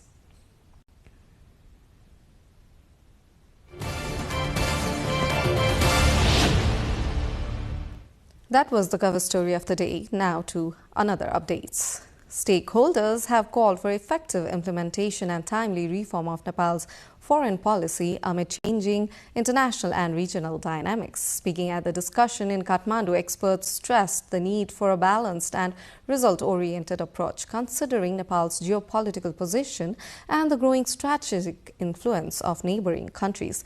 They said Nepal should continue pursuing an independent and balanced foreign policy in line with the Constitution. International Relations Committee Chair Sumnima Udas said non-alignment remains the foundation of Nepal's foreign policy and called for balanced relations with neighboring countries. Former foreign ministers and foreign policy experts also urged the government to integrate foreign policy and national security policy to better protect Nepal's national interest.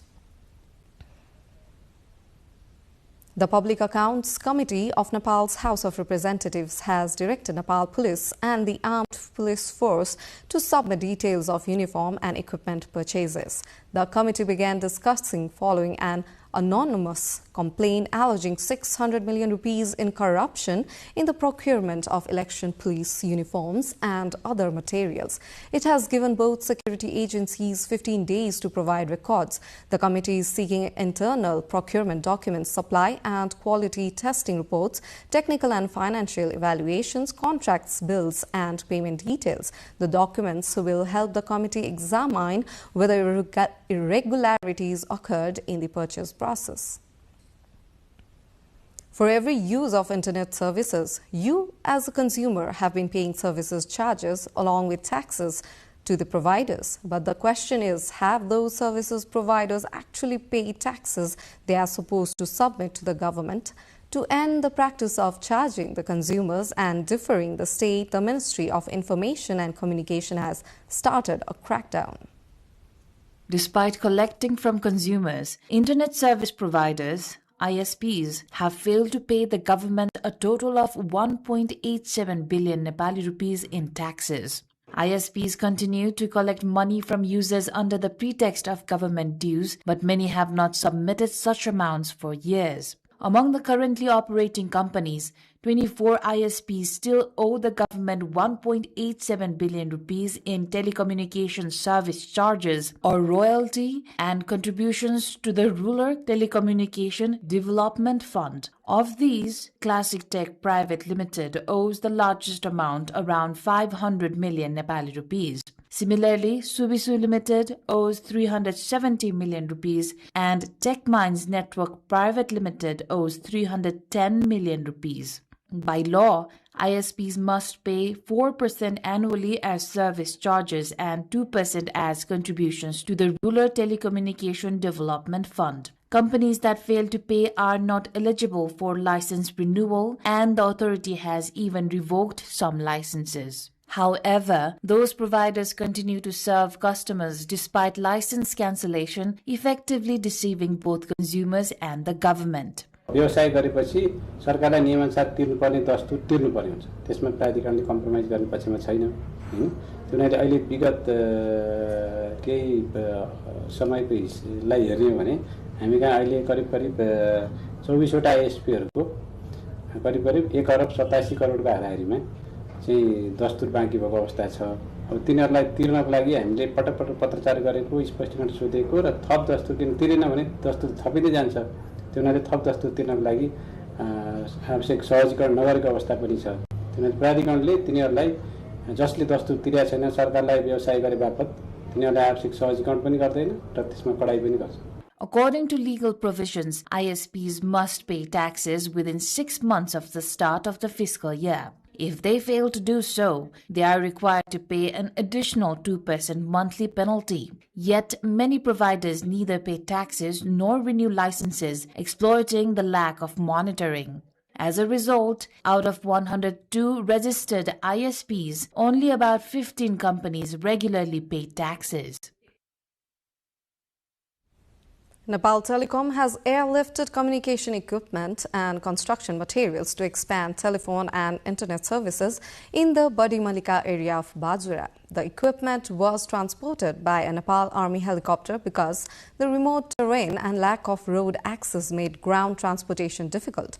Workers will now have to carry the equipment and construction materials to the installation site. Nepal Telecom says it plans to begin work immediately and aims to bring the service into operation within 5 days of the materials reaching the area. The expansion is expected to improve communication services in the remote religious and tourist destination. Nepal is intensifying preparations to raise climate justice and mountain-related issues at COP31 in Turkey this November.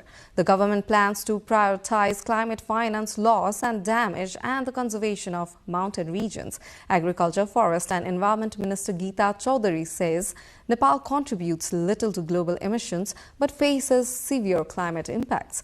She says Nepal will seek greater financial resources from developed countries to support climate adaptation and reduce climate-related risks. The government also plans to strengthen international cooperation and consider alliances with countries sharing similar concerns. Officials are also preparing a separate committee to improve the implementation of Nepal's international climate commitments and ensure resources received for climate actions are effectively used. The government has made public a report investigating the share transactions and ownership changes of Ncell Axiata.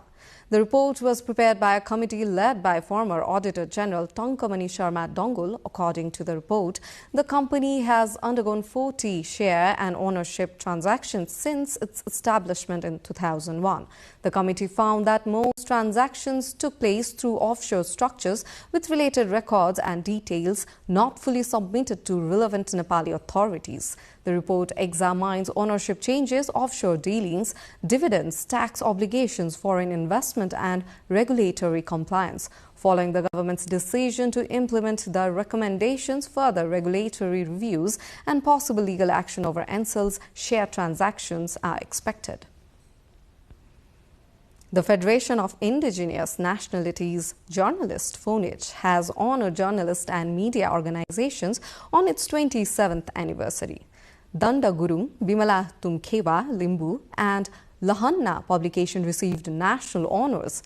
Tirthaman Baltamang, Sarita Shrestha and Avinash Chaudhary received National Journalism Awards. The award recognizes contributions to promoting indigenous languages, culture and traditions through journalism. The event also featured an international mother tongue journalism conference where participants raised concerns over the declining use of indigenous languages. Before we check more from the international front, let's have a recap of the headlines.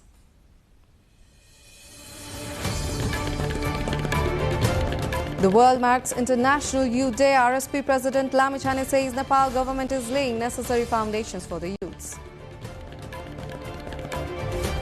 Nepal government introduces uniform format for public service applications. Government officers also directed to provide forms free of cost. Nepal marks World Elephant Day amid growing debate over elephant tourism. Human-elephant conflict continues to threaten communities. U.S. President Trump says the U.S. has total control of the strait. Iran says the waterway remains closed until U.S. naval blockade is lifted. Russian president threatens to seize ships belonging to European countries in retaliation for plans to intercept and seize Russian vessels. And Nepal to take on Bahrain in the opening match of the ACC Men's Premier Cup team under new skipper Lamichhane expected to top the group.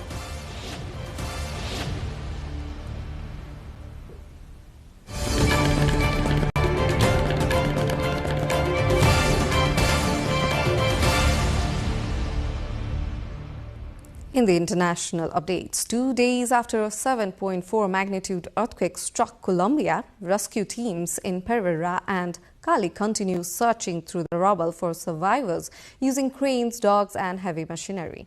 A 32-year-old woman was rescued alive after spending 35 hours trapped beneath a collapsed hotel. Many survivors are staying outdoors as damaged buildings and fears of aftershocks prevent them from returning home. The disaster has overwhelmed parts of the health system and triggered a major national rescue effort.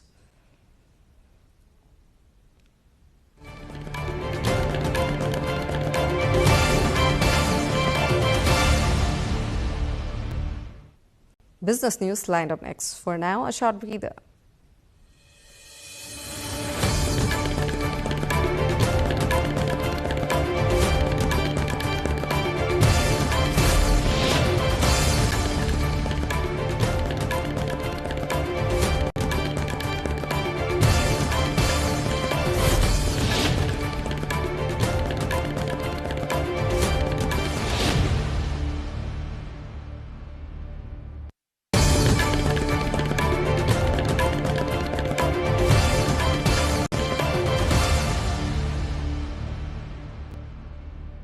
Iran says it expects to restore 95 million cubic meters of daily natural gas production capacity by the end of September as repairs to damaged energy facilities continue.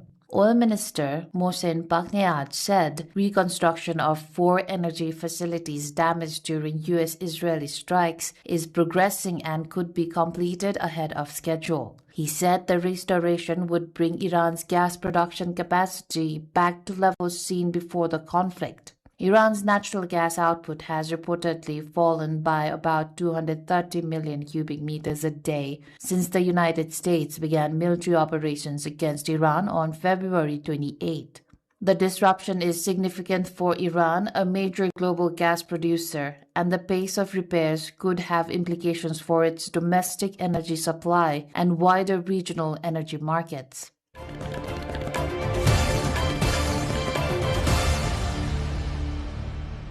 China has completed the rotor hoisting for one of two 500-megawatt impulse turbine generator units of the Datangzala hydropower station in Xizang. The 840-ton rotor is a key component in converting water energy into electricity. The project is designed to transmit power from Xizang to other parts of China and is expected to generate nearly 4 billion kilowatt-hours of electricity annually once operational. Authorities estimate it could save about 1.3 million tons of standard coal and reduce annual carbon dioxide emissions by 3.42 million tons.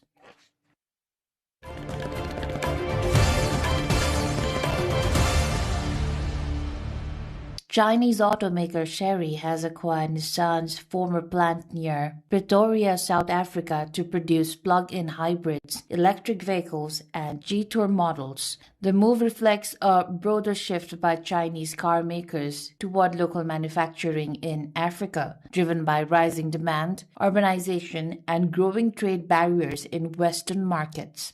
South Africa, Morocco, Kenya, Ethiopia, and Ghana are emerging as key EV investment destinations, though infrastructure, reliable power, and policy stability remain challenges.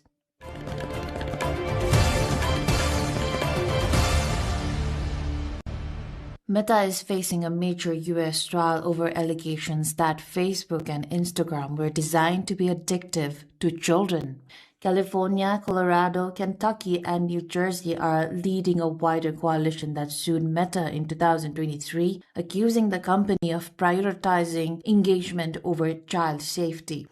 Meta denies the claims. Prosecutors are seeking changes to Meta's platforms and potentially up to $1.4 trillion in damages, with CEO Mark Zuckerberg expected to testify. The case is among thousands of lawsuits against Meta and other social media companies over alleged harm to young users.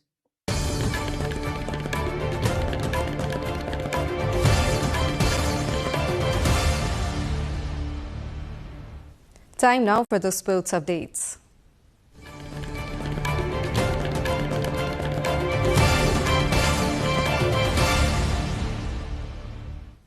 APF's Kshitiz Khanal, Peace Fitness Club's Vishnu Katwal and Nepal Army's Praful Maharjan have secured semi-final spots in the 14th Pushpalal Memorial National Ranking Badminton Championship. Kshitiz earned a second Group A win by defeating Nepal Police Jeevan Acharya 21-13, 23-21. He had earlier beaten top-ranked former world junior player Prince Dahal. In Group B, Vishnu Katwal advanced after defeating Nepal Police Deepak Bohra 21-17, 21-17. Praful Maharjan also secured his semi-final place after a tough 21-19, 11-21, 21-19 victory over APF's Devraj Rana. The final group standings will be decided after Friday's last league matches.